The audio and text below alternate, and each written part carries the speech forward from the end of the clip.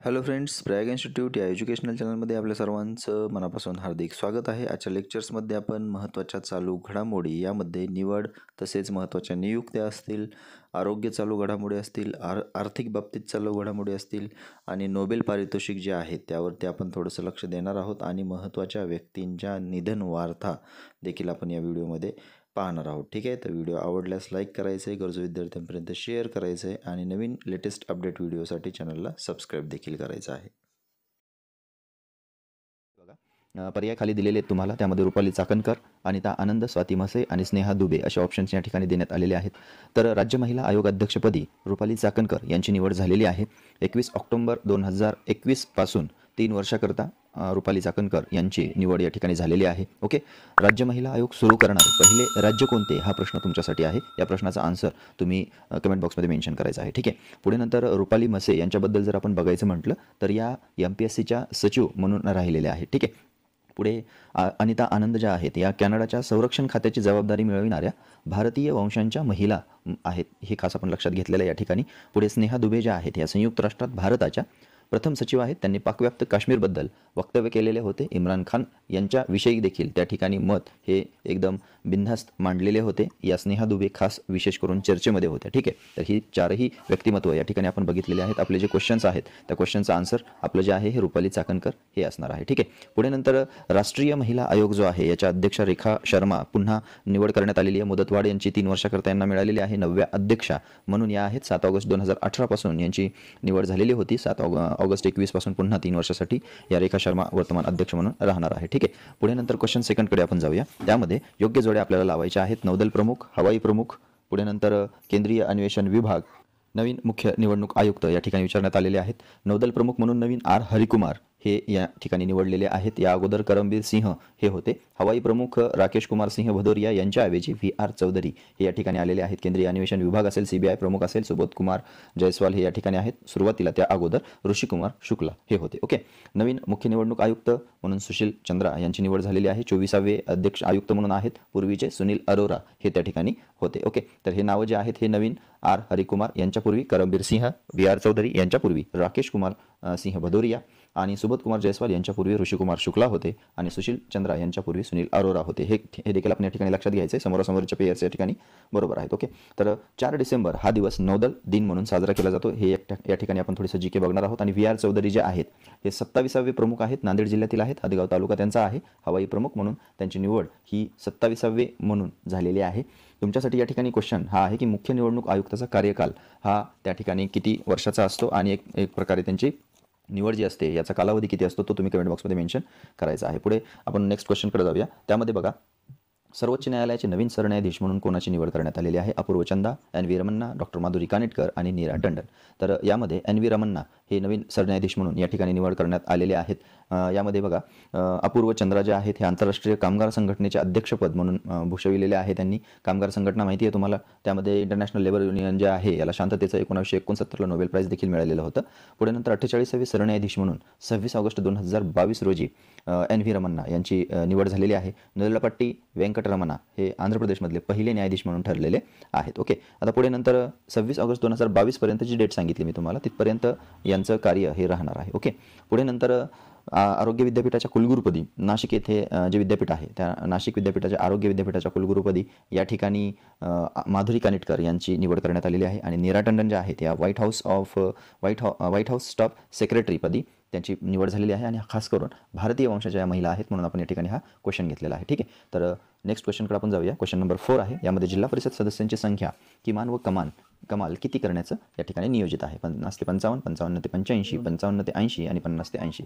आपला आन्सर या ठिकाणी 55 ते 85 हे आहे. ओके, पहिले सुरुवातीला 50 ते 75 म्हणजे किमान 50 आणि कमाल 75 होते. आता या ठिकाणी कमाल 85 ठेवलेला आहे आणि किमान 55 ठेवलेला आहे. म्हणजे जिल्हा परिषद सदस्यांच्या जागा आता महाराष्ट्रामध्ये 2248 होणार आहेत आणि पंचायत समितीमधील सदस्य जे आहेत ते 4496 या ठिकाणी होणार आहे. जिल्हा परिषद व पंचायत समिती अधिनियम जो 1961चा आहे त्यामध्ये कलम 9(1) प्रमाणे या सदस्य संख्या निश्चित असते. पुढे नंतर क्वेश्चन 5 कडे जाऊया. योग्य जोड्या लावायच्या आहेत. युक्ती आणि तपशील आहे. त्यामध्ये न्यायमूर्ती विद्याधर काकडे, PC मोदी, KK वेणुगोपाल, शिरीषा बांदला. याचा ब गट आहे. महाराष्ट्र लोकायुक्त, राज्यसभा महासचिव, महान्यायवादी, अंतराळात जाणारी भारतीय वंशाची महिला. यामध्ये खाली ऑप्शन्स दिलेले आहेत. न्यायमूर्ती विद्यासागर काकडे जे आहेत हे महाराष्ट्र लोकायुक्त आहेत. PC मोदी आहेत, हे राज्यसभा महासचिव म्हणून निवड केलेले आहे. KK वेणुगोपाल महान्यायवादी आहेत आणि शिरीष बांदला अंतराळ जाणारी भारतीय वंशाची महिला तिसरी ठरलेली आहे. यापूर्वीची कल्पना चावला आणि दुसरी सुनीता विल्यम्स आहे. ओके, तर शिरीषा बांदला या कुठल्या राज्यातल्या आहेत? आंध्र प्रदेशामधील गुंटूर या ठिकाणी जन्म त्यांचा झालेला आहे. त्या अंतराळ जाणाऱ्या भारतीय वंशाची तिसरी महिला ठरलेली आहे. राज्यपाल महासचिव PC मोदी म्हणून आहेत. लोकसभेचे कोण आहेत? उत्पल सिंग हे आहेत. ओके, आणि KK वेणुगोपाल हे 15वे महान्यायवादी आहेत. हा देखील प्रश्न आपल्याला महत्त्वाचा आहे, नोट डाऊन करून घेऊ शकतो आपण. ओके, ऑप्शन नंबर फर्स्ट आपल्या क्वेश्चनचा आन्सर राहील. क्वेश्चन नंबर 6 कडे आपण जायचं आहे. अखिल भारतीय मराठी साहित्य संमेलनाच्या अध्यक्षपदी कोणाची निवड ही करण्यात आलेली आहे? Doctor Jayant Narlikar, doctor Rajesh Gokhale, doctor Digambar Tukaram Shirke यापैकी नाही. तर यामध्ये आपला आन्सर जर बघितलं तर डॉक्टर जयंत नारळीकर हे या ठिकानी आपला आन्सर आहे. नाशिक येथे 94 अखिल भारतीय मराठी साहित्य संमेलन भरणार आहे. त्यामध्ये 2010 मध्ये महाराष्ट्र भूषण प्राप्त पुरस्कार झालेले जयंत नारळीकर यांची निवड झालेली आहे. आणि त्यांचं खास करून एक आत्मचरित्र आहे, त्याचं नाव परीक्षेमध्ये विचारलं जाऊ शकतं. त्यामध्ये ते नाव आहे 4 नगरांतले माझे विश्व. ओके, डॉक्टर राजेंद्र गोखले जे आहेत हे जैवतंत्रज्ञान विभागाचे प्रमुख आहेत. डॉक्टर दिगंबर तुकाराम शिर्के जे आहेत हे शिवाजी विद्यापीठ जे आहे कोल्हापूरचं, त्या ठिकाणी कुलगुरूपदी त्यांची निवड झालेली आहे. ओके, नेक्स्ट क्वेश्चनकडे जाऊया. योग्य जवळ जायचे आहेत. त्यामध्ये सुद्धा अंतरा मेहता, हिमा कोहली, डॉक्टर अजय माथुर आणि गिरीशचंद्र मुर्मू यांचा पुढे तपशील देण्यात आलेला आहे. गटामध्ये प्रथम लढाऊ पायलट महिला, मुख्य न्यायाधीश तेलंगणा, आंतरराष्ट्रीय सौर संघटना आणि लेखा परीक्षक म्हणून अंतरा मेहता ज्या आहेत त्या वायुसेनेमध्ये लढाऊ पायलट म्हणून प्रथम महिला म्हणजे निवड झालेली आहे. या 10व्या महिला ठरलेल्या आहेत. महाराष्ट्रातील खास करून प्रथमच महिला म्हणून अंतरा मेहता हे खास करून विशेषतः नाव आपल्याला परीक्षेमध्ये विचारलं जाऊ शकते. ओके, पुढे नंतर हिमा कोहली ज्या आहेत ह्या हिमा कोहली तेलंगणाच्या उच्च न्यायालयाच्या मुख्य न्यायाधीश म्हणून त्यांची निवड झालेली आहे. दिल्ली उच्च न्यायालयाचे न्यायाधीश म्हणून त्यांनी देखील कार्य केलेलं आहे. पुढे नंतर आंतरराष्ट्रीय अणुऊर्जा आयोग जो आहे याच्या 6 वर्षाकरिता आपल्या निवड करण्यात आलेली आहे गिरीशचंद्र मुर्मू यांची. आणि डॉक्टर अजय माथुर जे आहेत हे आंतरराष्ट्रीय सौर संघटना म्हणून महासंचालकपदी निवड करण्यात आलेली आहे. अतिशय महत्त्वाच्या गोष्टी या ठिकाणी आपण बघितलेल्या आहेत. प्लीज नोट डाऊन करून घ्यायच्या आहेत. परीक्षेला जाताना नक्कीच त्याचा फायदा होणार आहे. त्यासाठी तुम्ही असेच महत्त्वाचे काही 2-3 व्हिडिओ आपण परीक्षेला जाण्यापूर्वी करणार आहोत. त्यासाठी तुम्हाला नोटिफिकेशनमध्ये इनबॉक्समध्ये तुमच्या नोटिफिकेशनमध्ये हे नवीन अपडेट येण्यासाठी चॅनल सबस्क्राईब केलं नसेल तर चॅनल सबस्क्राईब करा आणि बेल आयकॉन प्रेस करून नोटिफिकेशन ऑल हे तुम्ही त्या ठिकाणी प्रेस करायचं आहे. पुढे 8 नंबरच्या क्वेश्चन्सकडे आपण जाणार आहोत. त्यामध्ये योग्य विधान निवडायचं आहे. कर्नाटकचे 23वे मुख्यमंत्री म्हणून तीरथसिंह रावत यांची निवड झाली. उत्तराखंडचे 9वे मुख्यमंत्री म्हणून बसवराज बोमई यांची निवड झाली. पर्याय खाली दिलेले आहेत. खास तर दोन्हीही विधानं जर या ठिकाणी आपण बघायचं म्हटलं तर दोन्ही विधानं या ठिकाणी चूक आहेत. का? कारण कर्नाटकचे 23वे मुख्यमंत्री जे आहेत ते बसवराज बोमई आहेत आणि उत्तराखंडचे जे आहेत हे तीरथसिंग रावत आहेत. दोन्हीही चूक आहेत. विरुद्ध वाक्य या ठिकाणी देण्यात आलेले आहेत. ते नोट डाऊन करून घ्यायचे आहे. त्यामध्ये कर्नाटकचे 23वे मुख्यमंत्री बसवराज बोमई आणि उत्तराखंडचे तीरथसिंग रावत. ओके, पुढे नंतर खालीलपैकी जागतिक व्यापार संघटना महासंचालकपदी कोणाची निवड झालेली आहे? अँटोनिया गुटेरॉस, इंगोंगझी अंकोन्जो इवेआला, शेर बहादूर देवबा, लिगिया नारोआ. आता यामध्ये इंगोंझी अंकोन्जो इवेआला हे आपला आन्सर या ठिकाणी राहणार आहे. त्या 7व्या महासंचालक म्हणून WTOच्या महासंचालकपदी विराजमान झालेल्या आहेत. पहिल्या अमेरिकन, पहिल्या आफ्रिकन व्यक्ती म्हणून सुद्धा त्या राहिलेल्या आहेत आणि खास करून पहिल्या महिला व्यक्ती म्हणून या ठिकाणी WTOच्या महासंचालकपदी विराजमान झालेल्या आहेत. ठीक आहे, अँटोनिया गुटेरेस आपण वर पाहता संयुक्त राष्ट्राचे पुनर्नियुक्त सरचिटणीस आहेत ते. पुढे नंतर शेर बहादूर देवबा जे आहेत हे नेपाळचे 5व्यांदा पंतप्रधान म्हणून झालेले आहेत. ओके, पुढे निगिया नारोवा ज्या आहेत ह्या भारतीय अर्थशास्त्रज्ञ आहेत. त्यामध्ये युनेपच्या संयुक्त राष्ट्र पर्यावरण कार्यक्रमाच्या देखील प्रमुख म्हणून राहिलेल्या आहेत. आणि भारतीय अर्थशास्त्रज्ञ लिगिया नारोवा ज्या आहेत या भारतीय वंशीय म्हणजेच त्या ठिकाणी महासंचालक जे सहाय्यक विभाग आहे त्या ठिकाणी महासंचालक म्हणून त्यांची नियुक्ती झालेली आहे. नेक्स्ट क्वेश्चन आपण या ठिकाणी बघणार आहोत. त्यामध्ये तामिळनाडूचे नवीन मुख्यमंत्री म्हणून कोणाची निवड करण्यात आलेली आहे? MK Stalin, Pinarayi Vijayan, Himanta Biswa Sarma, N Rangaswamy. तर या क्वेश्चनमधून आपलं आन्सर जे आहे हे MK स्टॅलिन आहे. करुणानिधी यांचे हे पुत्र आहेत. DMK हा पक्ष आहे. कोल्हापूर हे त्यांचं मतदारसंघ आहे, हे लक्षात राहू द्या. पिनाराई विजयन हे जे आहेत हे केरळचे दुसऱ्या वेळेस निवडून आलेले मुख्यमंत्री आहेत. हेमंत बिस्वा शर्मा हे आसामचे मुख्यमंत्री म्हणून झालेले आहेत. आणि एन रंगास्वामी जे आहेत हे पांडिचेरीचे 9वे मुख्यमंत्री म्हणून या ठिकाणी नियुक्त करण्यात आलेली आहे. ठीक आहे, तर या ठिकाणी आपण झटपट हे 10 क्वालिटी क्वेश्चन्स जे बघितलेले आहेत त्यातून बऱ्याच गोष्टींचा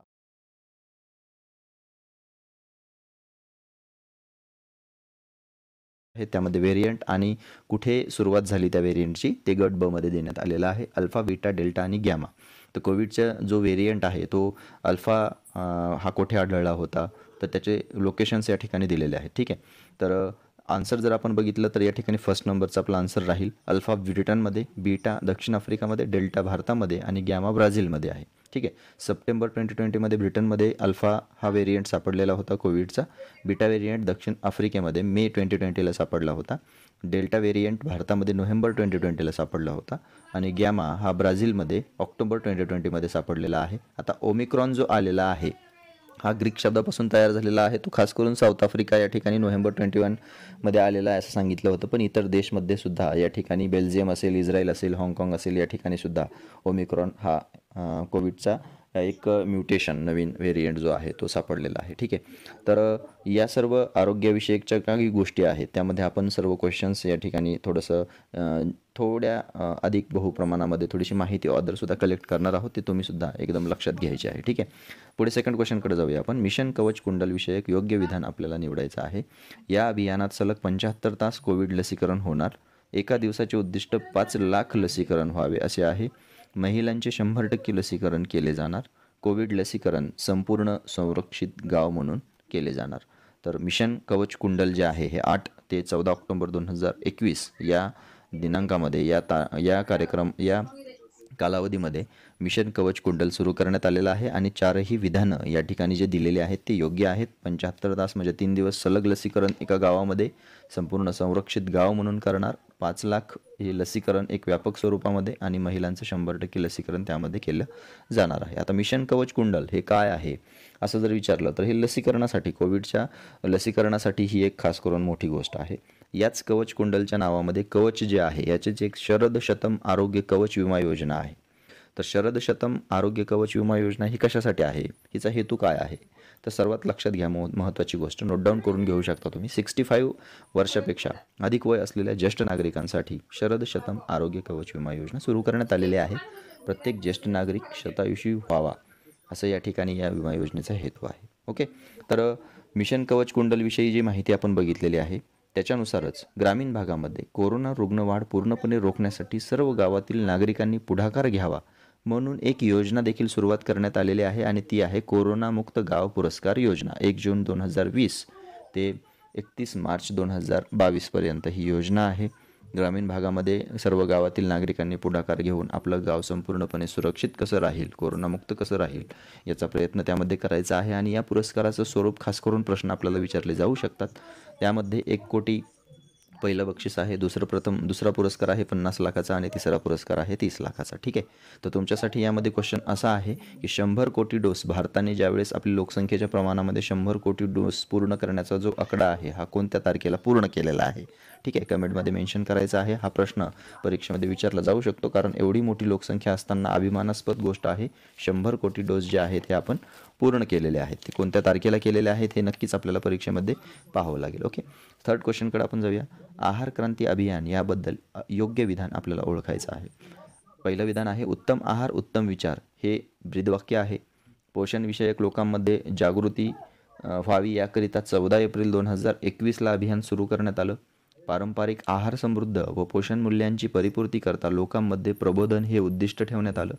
विज्ञान प्रसार प्रकाशित आहार क्रांती हे मासिक देखील सुरू करण्यात आलं. ठीक आहे. तर आहार क्रांती अभियानाबद्दल सर्वच्या सर्व विधानं या ठिकाणी तुम्ही आन्सर काढलं असेल हे अगदी बरोबर आहे.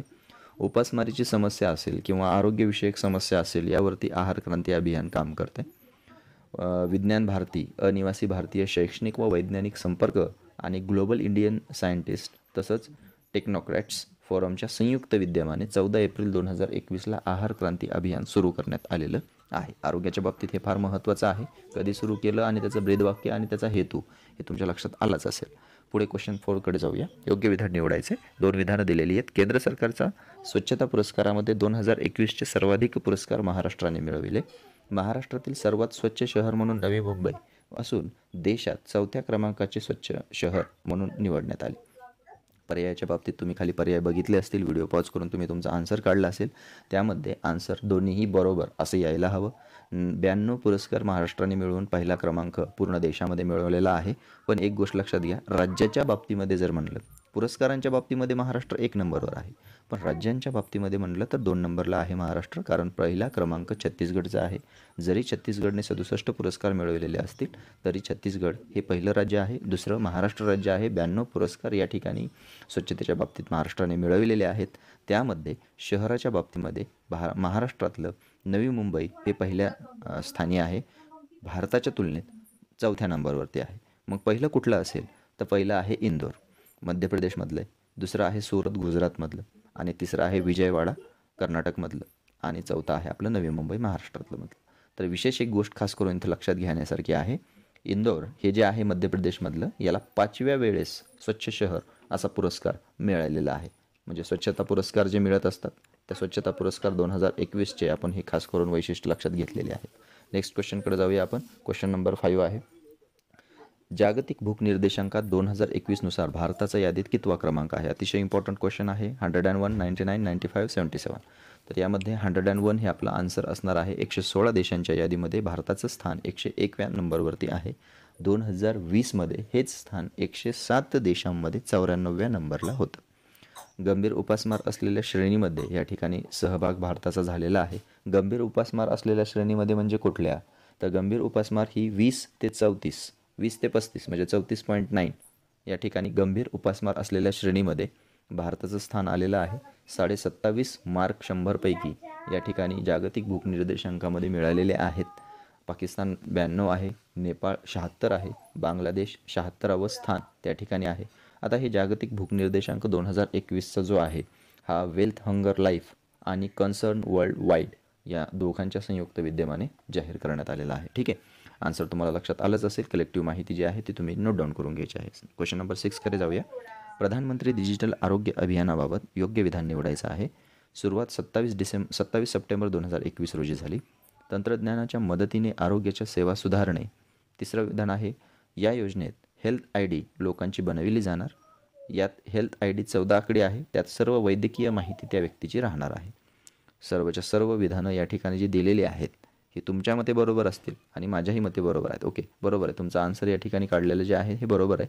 नॅशनल डिजिटल हेल्थ या नावाने ही पूर्वी सुरू होती. आता प्रधानमंत्री डिजिटल आरोग्य अभियान म्हणून 27 सप्टेंबर 2021 पासून सुरू करण्यात आलेली आहे.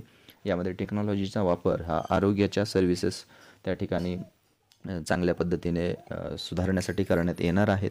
लाल किल्ल्यावरून 2020मध्ये स्वातंत्र्यदिनी पंतप्रधान नरेंद्र मोदी यांनी प्रधानमंत्री डिजिटल आरोग्य अभियानाबाबत घोषणा केलेली होती. त्यामध्ये खास करून आरोग्य ओळखपत्र प्रत्येक नागरिकाचं या ठिकाणी बनणं अतिशय महत्त्वाचं आहे असं त्यांनी त्या ठिकाणी सांगितलेलं होतं. प्रश्न आपल्याला असा विचारला जाऊ शकतो की पंतप्रधान नरेंद्र मोदी यांनी कोणत्या दिनी किंवा कोणत्या ठिकाणावरून केव्हा प्रधानमंत्री डिजिटल आरोग्य अभियानाची घोषणा केलेली होती किंवा आरोग्य ओळखपत्राची घोषणा केलेली होती. ठीक आहे, तर हे नोट डाऊन करून घेण्यासारखे मुद्दे आहेत. नेक्स्ट क्वेश्चनकडे आपण जाऊया. स्क्रॅप धोरण 2021नुसार योग्य विधान निवडायचं आहे. 13 ऑगस्ट 2021 रोजी राष्ट्रीय वाहन भंगार त्याला स्क्रॅप धोरण याची घोषणा झाली. या धोरणानुसार 15 ते 20 वर्षाचे जुने खाजगी व व्यावसायिक वाहनासाठी फिटनेस प्रमाणपत्राची अट असणार आहे. नव्या मोटारीच्या खरेदीत 5% सवलत व नवीन मोटारीचे रजिस्ट्रेशन शुल्कही त्या ठिकाणी माफ होणार आहे. चौथं विधान आहे, व्यावसायिक वाहनांना रोड टॅक्समध्ये 25% सवलत मिळणार आहे. तर स्क्रॅप धोरण 2021 हे जे आहे यामध्ये सर्वच्या सर्व विधानं या ठिकाणी बरोबर नाहीत मित्रांनो. अ, ब, क हे या ठिकाणी बरोबर आहेत. ऑप्शन नंबर 3 हे आपला आन्सर असणार आहे. व्यावसायिक वाहनांना रोड टॅक्समध्ये 15% सवलत मिळणार आहे. कमर्शियल व्हेकल्स ज्या असतात त्या आणि प्रायव्हेट ज्या व्हेकल्स आहेत त्यांना जवळपास 25% सवलत मिळणार आहे. ठीक आहे, या गोष्टी 2021च्या स्क्रॅप धोरणाच्या अनुषंगाने विधानात्मक प्रश्न आपल्याला विचारला जाऊ शकतो. ओके, यामुळे काय होणार आहे स्क्रॅप धोरणामुळं? तर प्रदूषण कमी होणार आहे, इलेक्ट्रिक वाहनांची विक्री वाढणार आहे आणि जुनी वाहनं त्या ठिकाणी कमी होण्यासाठी मदत देखील होणार आहे. ठीक आहे, आणि यानुसारच एक महत्त्वाचा क्वेश्चन तुमच्यासाठी असणार आहे. 1 एप्रिल 2022नुसार ग्रीन टॅक्स हा किती वर्षावरच्या जुन्या वाहनांवरती लागणार आहे? ओके, मेन्शन करा. खूप सोपं आहे, कमेंटमध्ये तुम्ही मेन्शन करू शकता. ओके, क्वेश्चन परत एकदा मी सांगतो. 1 एप्रिल 2022नुसार 22पासून ग्रीन टॅक्स किती वर्षाच्या जुन्या वाहनांवरती लावण्यात येणार आहे? नेक्स्ट क्वेश्चनकडे आपण जाऊया. योग्य जोड्या लावायच्या आहेत. त्या ठिकाणी कोविडच्या लस वॅक्सिन्स आहेत आणि बनविणारे देश आहेत, याच्या जोड्या तुम्हाला लावायच्या आहेत. सोपा प्रश्न आहे, परीक्षेत विचारला जाऊ शकतो. Covishield Bharat, AstraZeneca America, Sinovac चीन, Sputnik V Russia. Answer first नंबरचं क्वेश्चन आहे हे. या ठिकाणी फर्स्ट नंबरचा ऑप्शन आहे हे तुम्हाला सुद्धा माहीत आहे, पण एक जाता जाता आपण थोडंसं रिवाईज करायचं आहे.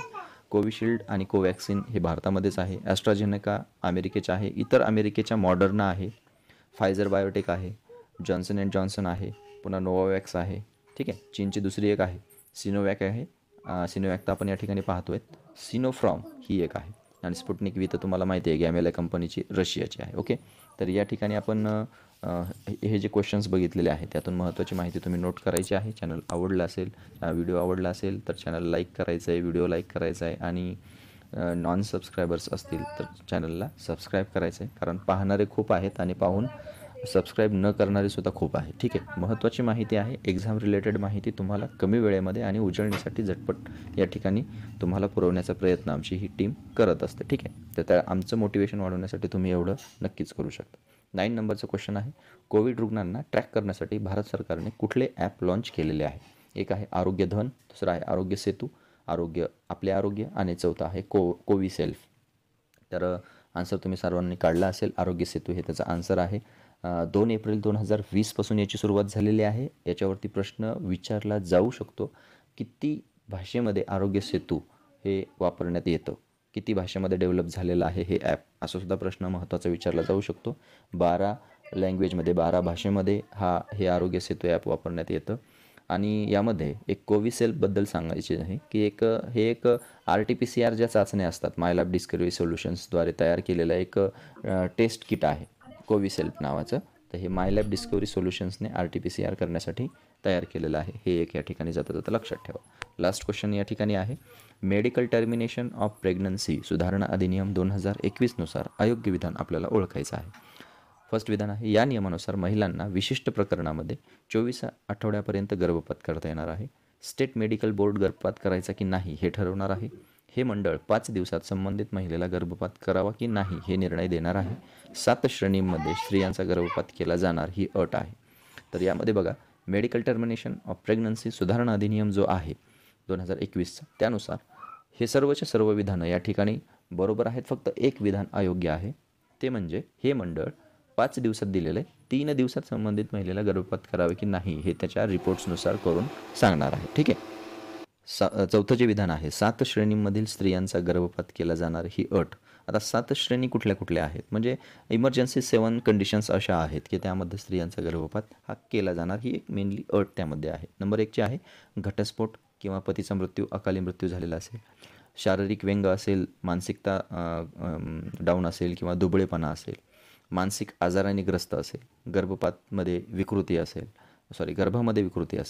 अल्पवयीन स्त्री असेल, बलात्कार व लैंगिक अत्याचार जर झालेला असेल आणि आपत्कालीन परिस्थितीमधील जर स्त्री असेल तर त्या ठिकाणी ह्या 7 कंडिशन्स आहेत, 7 श्रेणी आहेत, त्यानुसार गर्भपात केला जाणार ही अट त्या ठिकाणी टाकण्यात आलेली आहे मेडिकल टर्मिनेशन ऑफ प्रेग्नन्सी 2021च्या अधिनियमानुसार. ठीक आहे, तर या ठिकाणी आपण हे 10 क्वालिटी क्वेश्चन्स बघितलेले आहेत. जाता जाता चॅनलच्या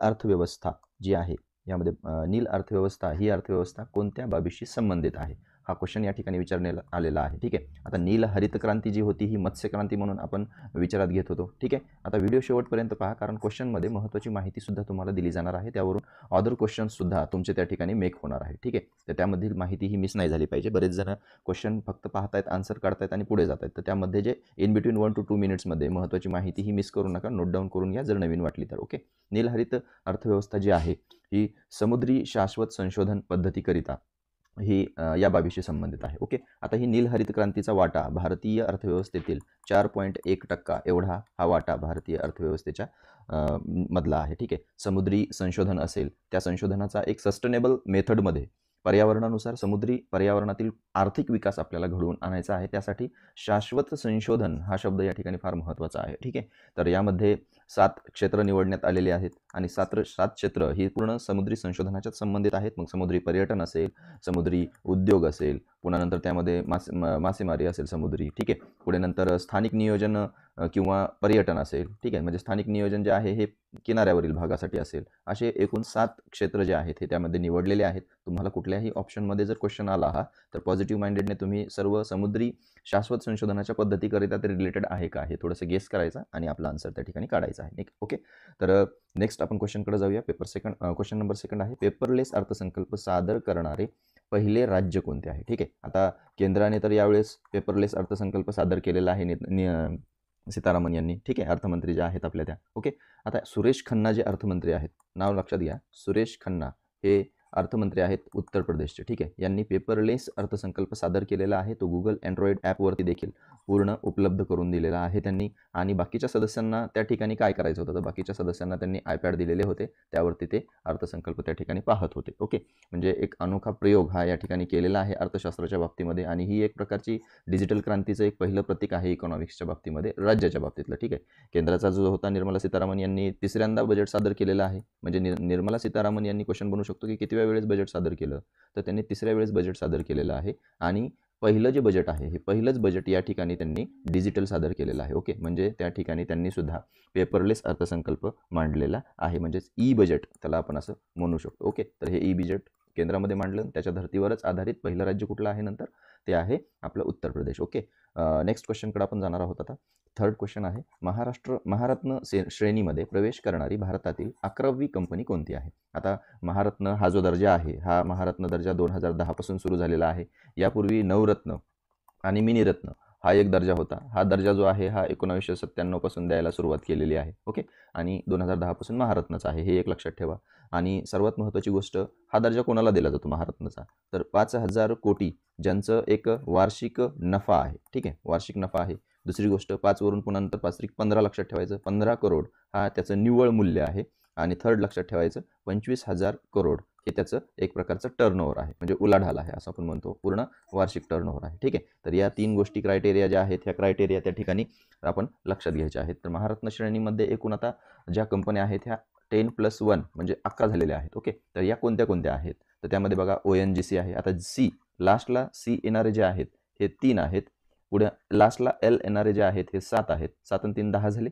आणि यावेळेस डी LCD आणि 1 आहे, म्हणजे लक्षात ठेवण्यासाठी शॉर्ट ट्रिक काय आहे या ठिकाणी, LCD. ओके, LCD हे 11, LCD 11 असं सुद्धा लक्षात ठेवू शकतो आपण. LCD 11 म्हणजे काय, तर L शेवटी 7 कंपन्यांचं येतं आहे, ते C 3 कंपन्यांचं येतं आहे, आणि D 1 कंपन्यांचं येतं आहे, असं मिळून एक कॉम्बो 11चा होतो. मग या LCDमध्ये आपण बघूया L कोणत्या कोणत्या 7 कंपन्या आहेत त्यांच्या शेवटी L होतं आहे. ओके, तर बघा पहिलं त्यामध्ये आहे IOCL म्हणजे सर्वात मोठी कंपनी, ठीक आहे. त्यानंतर BPCL. ओके, पुढे थर्ड आहे HPCL. ओके, पुढे नंतर आहे गेल आणि पुन्हा नंतर सेल. ओके, 5 झाल्या. 6 आहे नंतर भेल. ओके, आणि नंतर 7 जी आहे ती CIL. ओके, सगळ्यात म्हणजे ह्या 7 कंपन्या LLLच्या आहेत. आणि सीची जी आहेत, सीच्या कंपन्या बघूया आपण आता. एक जी आहे ती आहे सीची म्हटलं तर NTPC. Okay, NTPC. नंतर सेकंड आहे PFC. ओके, आणि तिसरी आहे तर ONGC. तर यामध्ये बघा सीच्या ONGC, NTPC आणि PFSC. आता PFSC जी आहे ही यावेळेसची 11वी कंपनी ठरलेली आहे. हे आपला आन्सर राहणार आहे, ऑप्शन नंबर फर्स्ट आहे. Okay, power finance corporation India. तर ही एक महत्त्वाची कंपनी आपण इथं लक्षात घ्यायची आहे. 11वी कंपनी महारत्नमधली आहे. आणि डी शेवटी कोणाचं आहे, एकच आहे डीवाली. ओके, LCD मधली, तर ती कोणती आहे, पॉवर ग्रिड. ओके, तर पॉवर ग्रिड आणि पॉवर फायनान्स यामध्ये कन्फ्युजन व्हायला नको, त्यामुळे या ठिकाणी थोडंसं मला वाटलं की असं शॉर्ट ट्रिक्स तुम्हाला सांगावी. ओके, क्रायटेरिया काय आहेत ते पण आपण या ठिकाणी पाहिलेले आहेत. नेक्स्ट क्वेश्चनकडे जाऊया आपण आता. या ठिकाणी क्वेश्चन नंबर 4 आहे, भारतात सर्वात जास्त कुपोषणाचे प्रमाण हे कुठल्या राज्यामध्ये आहे? अतिशय महत्त्वाचा प्रश्न आहे हा. भारतामध्ये कुपोषणाची जी समस्या आहे, कुपोषण आता त्यामध्ये बालमृत्यू दर किंवा बालमृत्यू हा सर्वात मोठा भीषण प्रश्न भारतासमोरचा आहे, आणि त्यामधील कुपोषण असेल हे एक त्यामध्ये फार महत्त्वाचं आहे. आता या कुपोषणाच्या बाबतीत जर सांगायचं म्हटलं तर महाराष्ट्राचा यामध्ये 3रा क्रमांक आहे. ओके, बिहारचा 2रा क्रमांक आहे, ठीक आहे, आणि पहिला जो क्रमांक आहे हा उत्तर प्रदेशचा आहे. ठीक आहे, हे लक्षात ठेवायचं आहे. आता यामध्ये जवळपास नियर अबाउट 4 लाखाच्या आसपास कुपोषणाचं प्रमाण ह्या त्या राज्यांमध्ये आहे. बिहारमध्ये 2,90,000च्या आसपास आहे. आणि तिसरा जो क्रमांक आहे महाराष्ट्राचा, यामध्ये जवळपास 70,000वरून प्लसमध्ये या ठिकाणी कुपोषित बालक भारतामध्ये आढळून आलेले आहे. ठीक आहे, कुपोषणाचं प्रमाण किंवा कुपोषणाचा नंबर असा प्रश्न आपल्याला संयुक्त असेल किंवा राज्यसेवा पूर्व असेल किंवा इतर विभागांच्या ज्या काही भरती परीक्षा असतील त्यामध्ये हमखास विचारण्यात येतो. नेक्स्ट क्वेश्चन आपण बघूया. त्यामध्ये 5th नंबरचा आहे, कोणत्या आंतरराष्ट्रीय मानांकन संस्थेने भारताच्या पतमानांकनात ऋणवरून स्थिर सुधारणा झाली आहे असं म्हटलेलं आहे. क्वेश्चन फार महत्त्वाचा आहे, कारण यामधून बऱ्याच गोष्टी तुम्हाला माहिती होणार आहे. जवळपास 4 क्वेश्चन्सची तयारी तुमची होणार आहे. तर बघा, याच्यामध्ये कुठली आंतरराष्ट्रीय मानांकन संस्था आहे, त्यामध्ये तुम्हाला माहिती आहे की मानांकन संस्थामधलं की क्रिसिल, पुन्हा नंतर इक्रा, पुन्हा नंतर केअर आणि त्याच्यानंतर फिंच ही एक तुम्हाला या रेटिंग्स ज्या आहेत, रेटिंग देणाऱ्या कंपन्या ज्या आहेत त्यांची नावं सापडतात. क्रिसिल्स जे आहे ही 1987 मध्ये स्थापन झालेली आहे. मुंबई हेडक्वार्टर आहे त्याचं. कार्यभार हा 1993 पासून खास तर सुरू करण्यात आलेला आहे. ओके, पब्लिक केलेली आहे. पुढे इक्रा जी आहे ही 1991ला गुरुग्राम येथे स्थापन झालेली आहे. म्हणजे ही पण मानांकन संस्थाच आहे. आता पुढे नंतर केअर जी आहे ही क्रेडिट ॲनालिसिस रिसर्च लिमिटेड म्हणून आहे. ओके, आता फिच रेटिंग्स जे आहे, फिच रेटिंग्स ही सुद्धा आहे. आता या कंपन्यांनी काय काय अहवाल दिलेले आहेत हे अतिशय महत्त्वाचं आहे आपल्याला. सर्वात पहिल्यांदा आपण आपल्या क्वेश्चनचा आन्सर बघूया.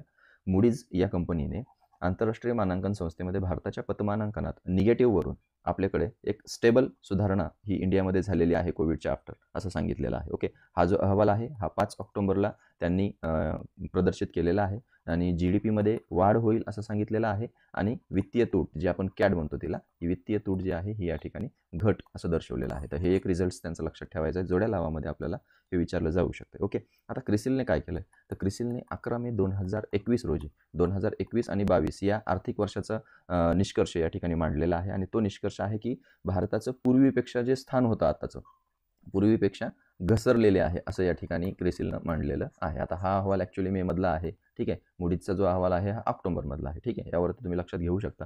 ठीक आहे, आता इक्राच्या बाबतीमध्ये तर काही नाही दिलेलं, परंतु फिंच रेटिंगच्या बाबतीमध्ये या ठिकाणी सांगावंसं वाटतं की BBC निगेटिव्हमध्ये हा दर्जा होता अगोदर दिलेला. BBC हा दर्जा दिलेला आहे कोणी फिंच रेटिंगनं 22 एप्रिल 2021 रोजी. म्हणजे हे तर मेच्या अगोदर आहे. म्हणजे BBC मायनस हा दर्जा कोणी दिला तर हा दर्जा फिंच रेटिंगनं यावर्षी दिलेला आहे 22 एप्रिल 2021 मध्ये. ठीक आहे, केअर कंपनीनं काय केलं आहे, केअर कंपनीचा पण नाही दिलेला आहे या ठिकाणी आपण, परंतु खास करून लक्षात घेण्यासाठी तुम्हाला महत्त्वाचा मुद्दा जो आहे तो मूडीज या कंपनीने दर्जा जो आहे हा BBA3 असा दर्जा दिलेला होता 2020 मध्ये अगोदर. ठीक आहे, हे एक लक्षात राहू द्या. आता त्यामध्ये पुढानंतर तो भारताचं अहवाल GDPमध्ये वाढ दिलेली आहे आणि वित्तीय तूट घट म्हणून असं त्या ठिकाणी दिलेलं आहे. तर बऱ्याच गोष्टी या ठिकाणी आपण कव्हर करण्याचा प्रयत्न केलेला आहे. इन केस तुम्ही थोडंसं नवीन माहिती असेल तर नोट डाऊन करून घेऊ शकता. ओके, आणि क्वेश्चन्स हे कसे वाटत आहेत हे सुद्धा तुम्ही कमेंट्समध्ये मेन्शन केलं तर खूपच आनंद होईल. ओके, आणि चॅनल ज्यांनी सबस्क्राईब केलेलं नसेल त्यांनी अशाच अधूनमधून महत्त्वाच्या काही चालघडामोडी असतील किंवा कंटेंट ओरिएंटेड लेक्चर्स असतील जे की विद्यार्थ्यांच्या दृष्टिकोनाने वाचून थोडेसे वाचण्यासाठी रिवाईज करावे लागतात किंवा कमी वेळेमध्ये हे होत नाहीत असे सिंपल लँग्वेजमध्ये व्हिडिओ आम्ही नक्कीच तुमच्या कमेंट्स थ्रू बनवणार आहोत. ठीक आहे, 6 क्वेश्चनकडे जाऊया आपण. 6 नंबरच्या स्वच्छ भारत ग्रामीण अभियाना यामध्ये केंद्र आणि राज्य सरकारचा हिस्सा किती राहील. ओके, महत्त्वाचा क्वेश्चन आहे. नेहमी परीक्षेच्या फॉर्मॅटमध्ये असे क्वेश्चन्स विचारले जातात. स्वच्छ भारत ग्रामीण अभियान जे आहे हे सुरू करण्यात आलेलं आहे. त्यामध्ये दुसऱ्या टप्प्याला मान्यता ही राज्यामध्ये राबविण्यासाठी केंद्राच्या पातळीवरून देण्यात आलेली आहे. ही केंद्रीय स्तरीय योजना आहे स्वच्छ भारत अभियान. ठीक आहे, पाणी पुरवठा आणि स्वच्छता मंत्री हे त्याचे अध्यक्ष असणार आहेत. आता त्यासाठी एक आपल्या राज्यामध्ये काय होणार आहे तर त्यासाठी राज्यामध्ये एक अभियान राज्य स्वच्छ भारत अभियान एक गठीत होणार आहे आणि यामध्ये त्याचे अध्यक्ष कोण असतील तर पाणी पुरवठा व स्वच्छता मंत्री हे त्याचे अध्यक्ष असतील. ठीक आहे, आणि ग्रामविकास मंत्री जे आहेत हे त्याचे सह अध्यक्ष असे राहतील. आणि तुमच्यासाठी एक महत्त्वाची माहिती आहे की त्यावरती क्वेश्चन तयार होऊ शकतो. एक प्रादेशिक मानसिक किंवा प्रादेशिक मनोरुग्णालय स्थापन होणार आहे. हे कुठं स्थापन होणार आहे तर ते मराठवाड्यातील जालना जिल्ह्यामध्ये हे तयार होणार आहे. त्यासाठी फंड वगैरे याची सुद्धा मान्यता या ठिकाणी देण्यात आलेली आहे.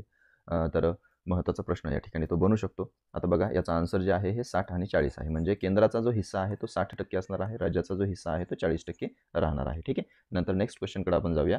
7 नंबरचा क्वेश्चन आहे. अयोग्य विधान आपल्याला या ठिकाणी निवडायचं आहे. भारतातील पहिला ग्रीन हायड्रोजन प्रकल्प मथुरा येथे आहे. 2021 मध्ये भारताचा जागतिक परकीय चलनसाठा क्रमवारीत 5व्या क्रमांकावरती आहे.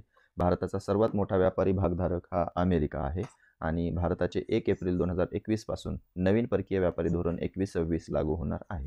अयोग्य विधान तुम्हाला निवडायचं आहे. ठीक आहे, तर यामध्ये तुमचा आन्सर जर तुम्ही काढलेला असेल तर नक्कीच बरोबर आलेला असेल असं वाटतंय. बरोबर, ठीक आहे, आन्सर आहे option number C.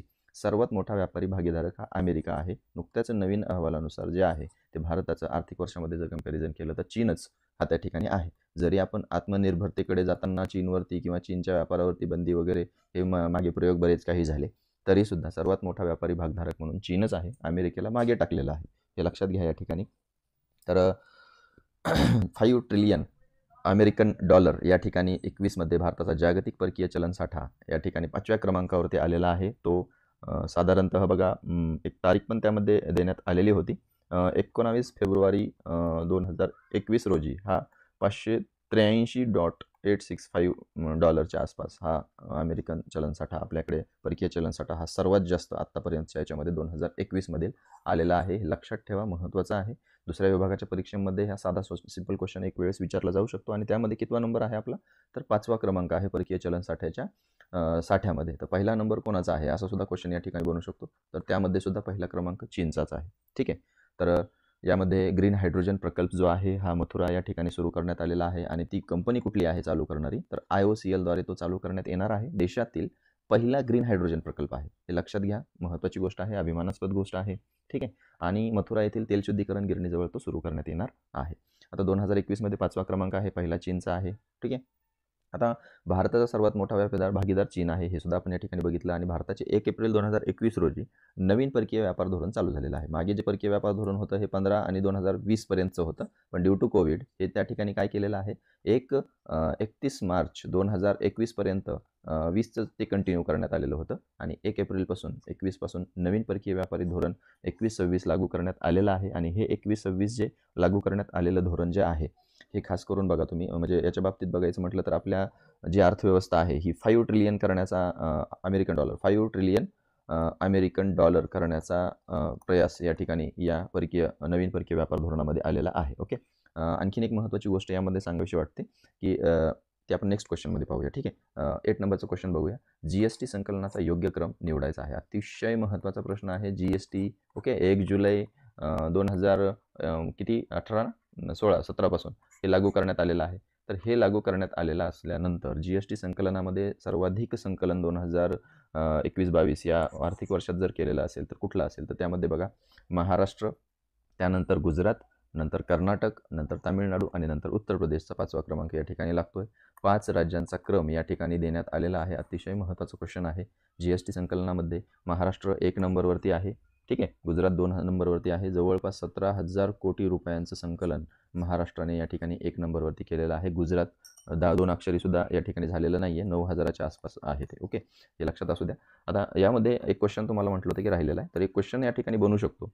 Real time payment म्हणजे एक डिजिटल जी आपण सुरू केलेलं आहे ट्रेड, डिजिटल पेमेंट वगैरे, तर रिअल टाईम पेमेंट ही जी सिस्टीम आहे त्या रिअल टाईम पेमेंट सिस्टीममध्ये जगामध्ये भारताचा पहिला क्रमांक आलेला आहे, चायनाचा 2रा नंबर आलेला आहे. म्हणजे जवळपास भारतातील व्यवहार जे होत असतात हे रिअल टाईम पेमेंट्सद्वारे सर्वाधिक होतात असं या ठिकाणी लक्षात घ्यायचं आहे आपल्याला. म्हणजे डिजिटल पेमेंट जे आहे हे आपलं जवळपास सक्सेसफुली होत आहे. बऱ्याच ग्रामीण भागापासून ते देशाच्या राजधानीपर्यंत या सर्व गोष्टींमध्ये QR code scanning through payment असेल किंवा पेद्वारे पेमेंट असेल, मग त्यात फोनपे आलेला आहे. आता तर डाक पेसुद्धा सुरू झालेलं आहे की जे पोस्ट ऑफिसमधील बँकिंग होल्डर्स आहेत, अकाउंटंट आहेत, त्यांना डाक पे ही गुगल प्लेवरील ॲप्लिकेशनसुद्धा ते वापरू शकतात. ओके. तर हे गोष्टी महत्त्वाच्या आहेत, लक्षात राहू द्या.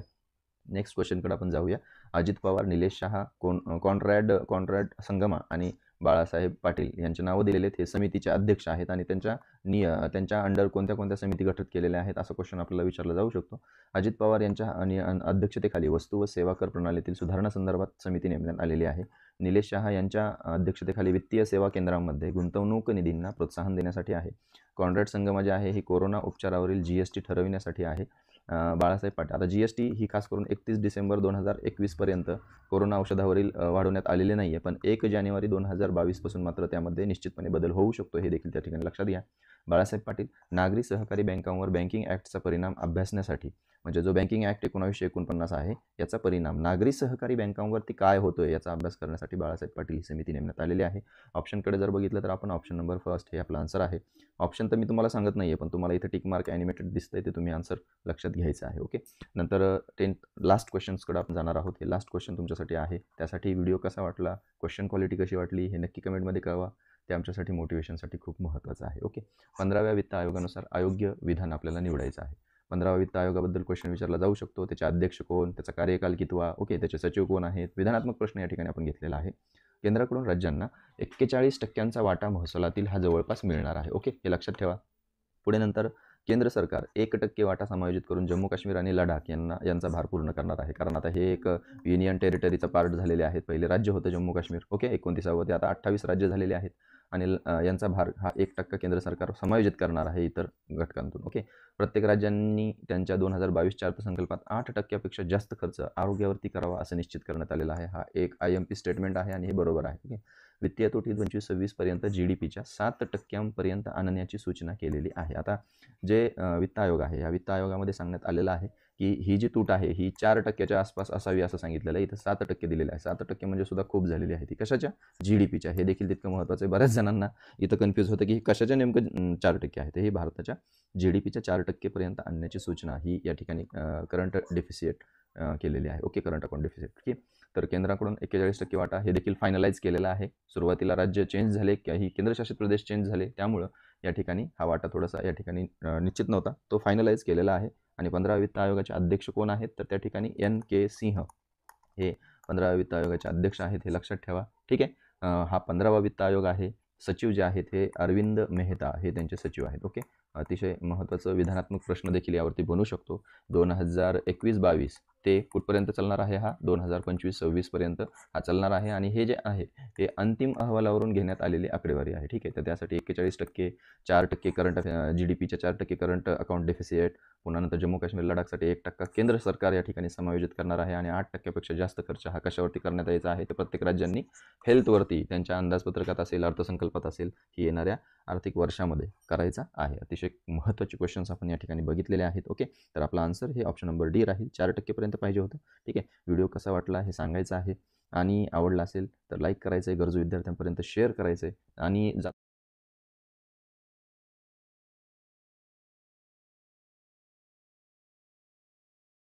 दिलीप कुमार हे या ठिकाणी व्यक्तिमत्व आपल्यासमोर येणार आहे. ठीक आहे. तर वयाच्या 98व्या वर्षी दिलीप कुमार यांचं निधन झालेलं आहे. ठीक आहे. बऱ्याच परीक्षांमध्ये विचारलेलं आहे की हे कितव्या वर्षी यांचं निधन झालं म्हणून.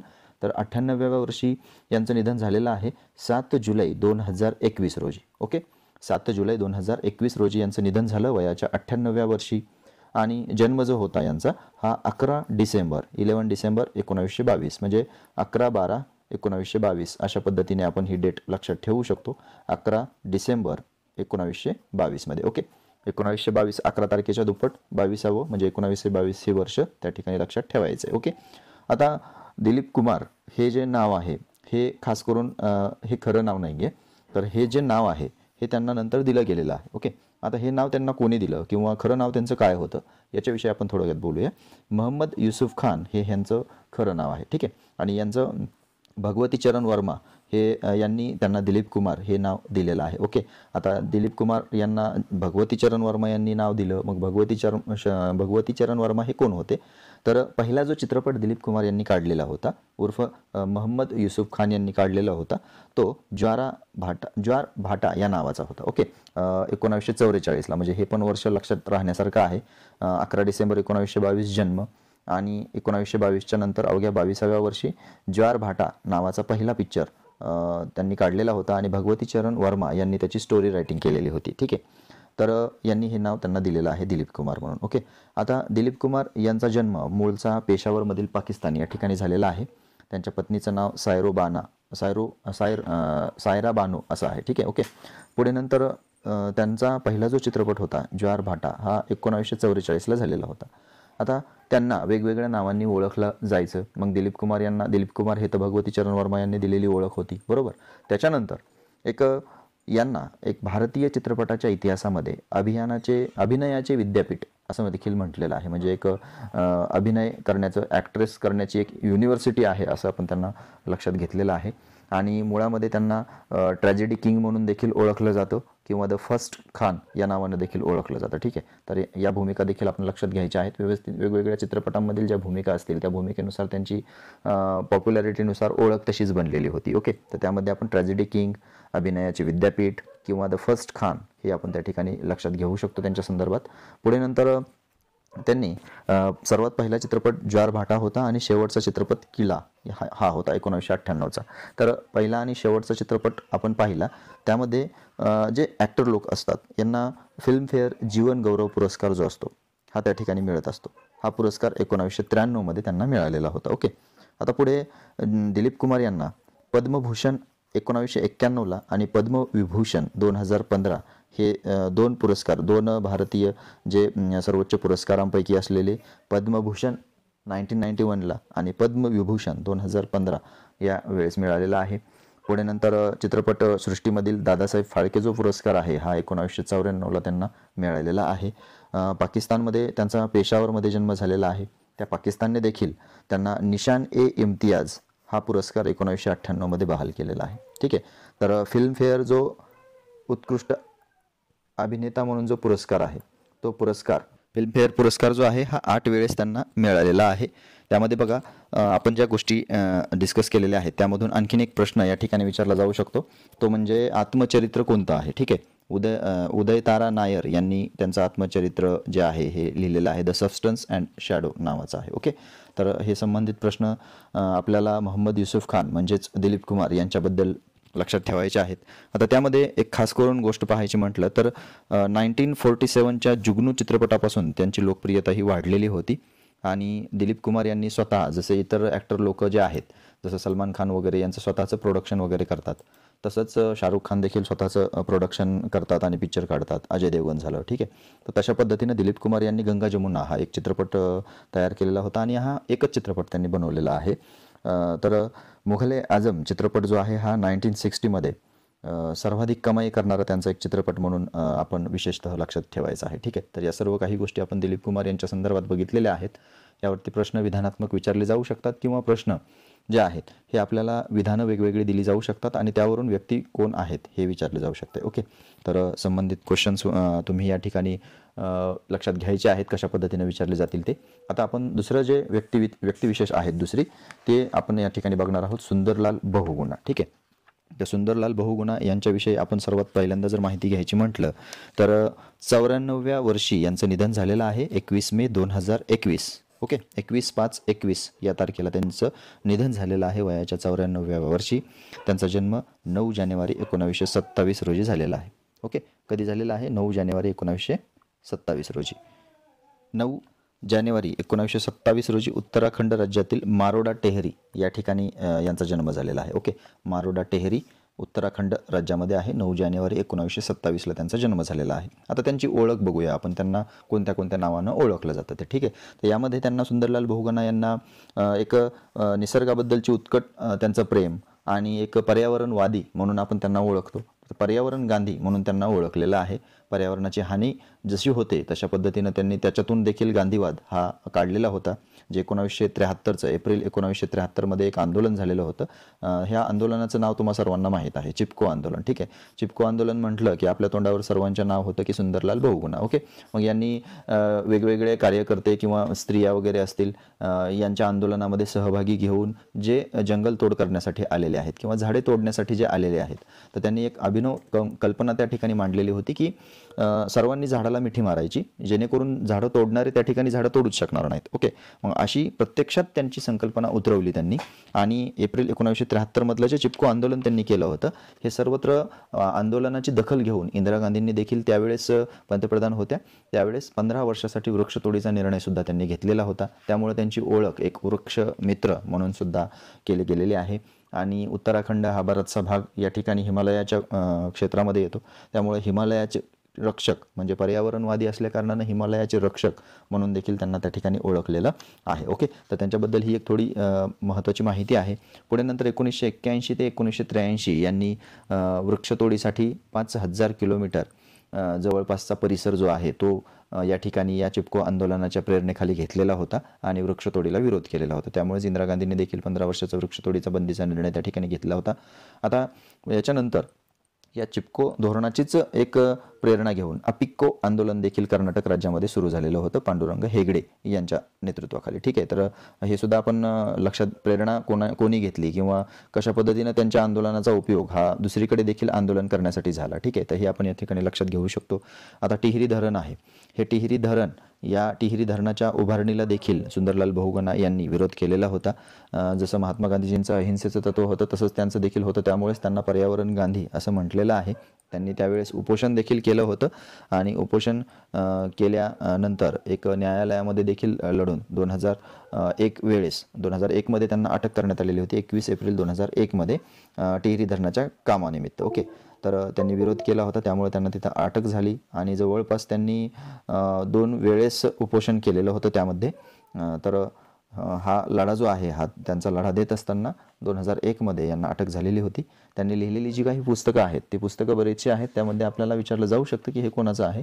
तर याच्यामध्ये एक पॉझिटिव्ह माइंडने आपण जर बघितलं तर एन्व्हायरमेंट किंवा या ठिकाणी इकॉलॉजी असे शब्द त्यांच्या पुस्तकांचे आलेले आहेत. त्यावेळेस आपण समजून जायचं की ही पुस्तकं सुंदरलाल बहुगुणांच्या संदर्भात विचारण्यात आलेली आहेत. त्यामध्ये या ठिकाणी मी नाव सांगतो तुम्हाला, तुम्ही ते नोट डाऊन करून घेऊ शकता. India's environment myth and a reality. Okay, Sunderlal Bahuguna, Medha Patkar आणि वंदना शिवा यांनी आहेत. पुढे नंतर भूप्रयोग में बुनियादी परिवर्तन की ओर, Dharti ki Pukar, Sundarlal Bahuguna, James George Alfred. पुन्हा नंतर environment crisis and human at risk, priorities for action, Sundarlal Bahuguna आणि राजीव के सिन्हा यांच्यासोबत आहे. आणि इकॉलॉजी इज परमनंट इकॉनॉमी हा देखील 1981 ते 1983 जी 5,000 किलोमीटरची त्यांनी पायपीट करून सर्व आसपासचा भाग या चिपको आंदोलनाखाली प्रेरित केलेला होता. त्यावेळेस इकॉलॉजी इज परमनंट इकॉनॉमी असा नारा देखील त्यांनी दिलेला होता.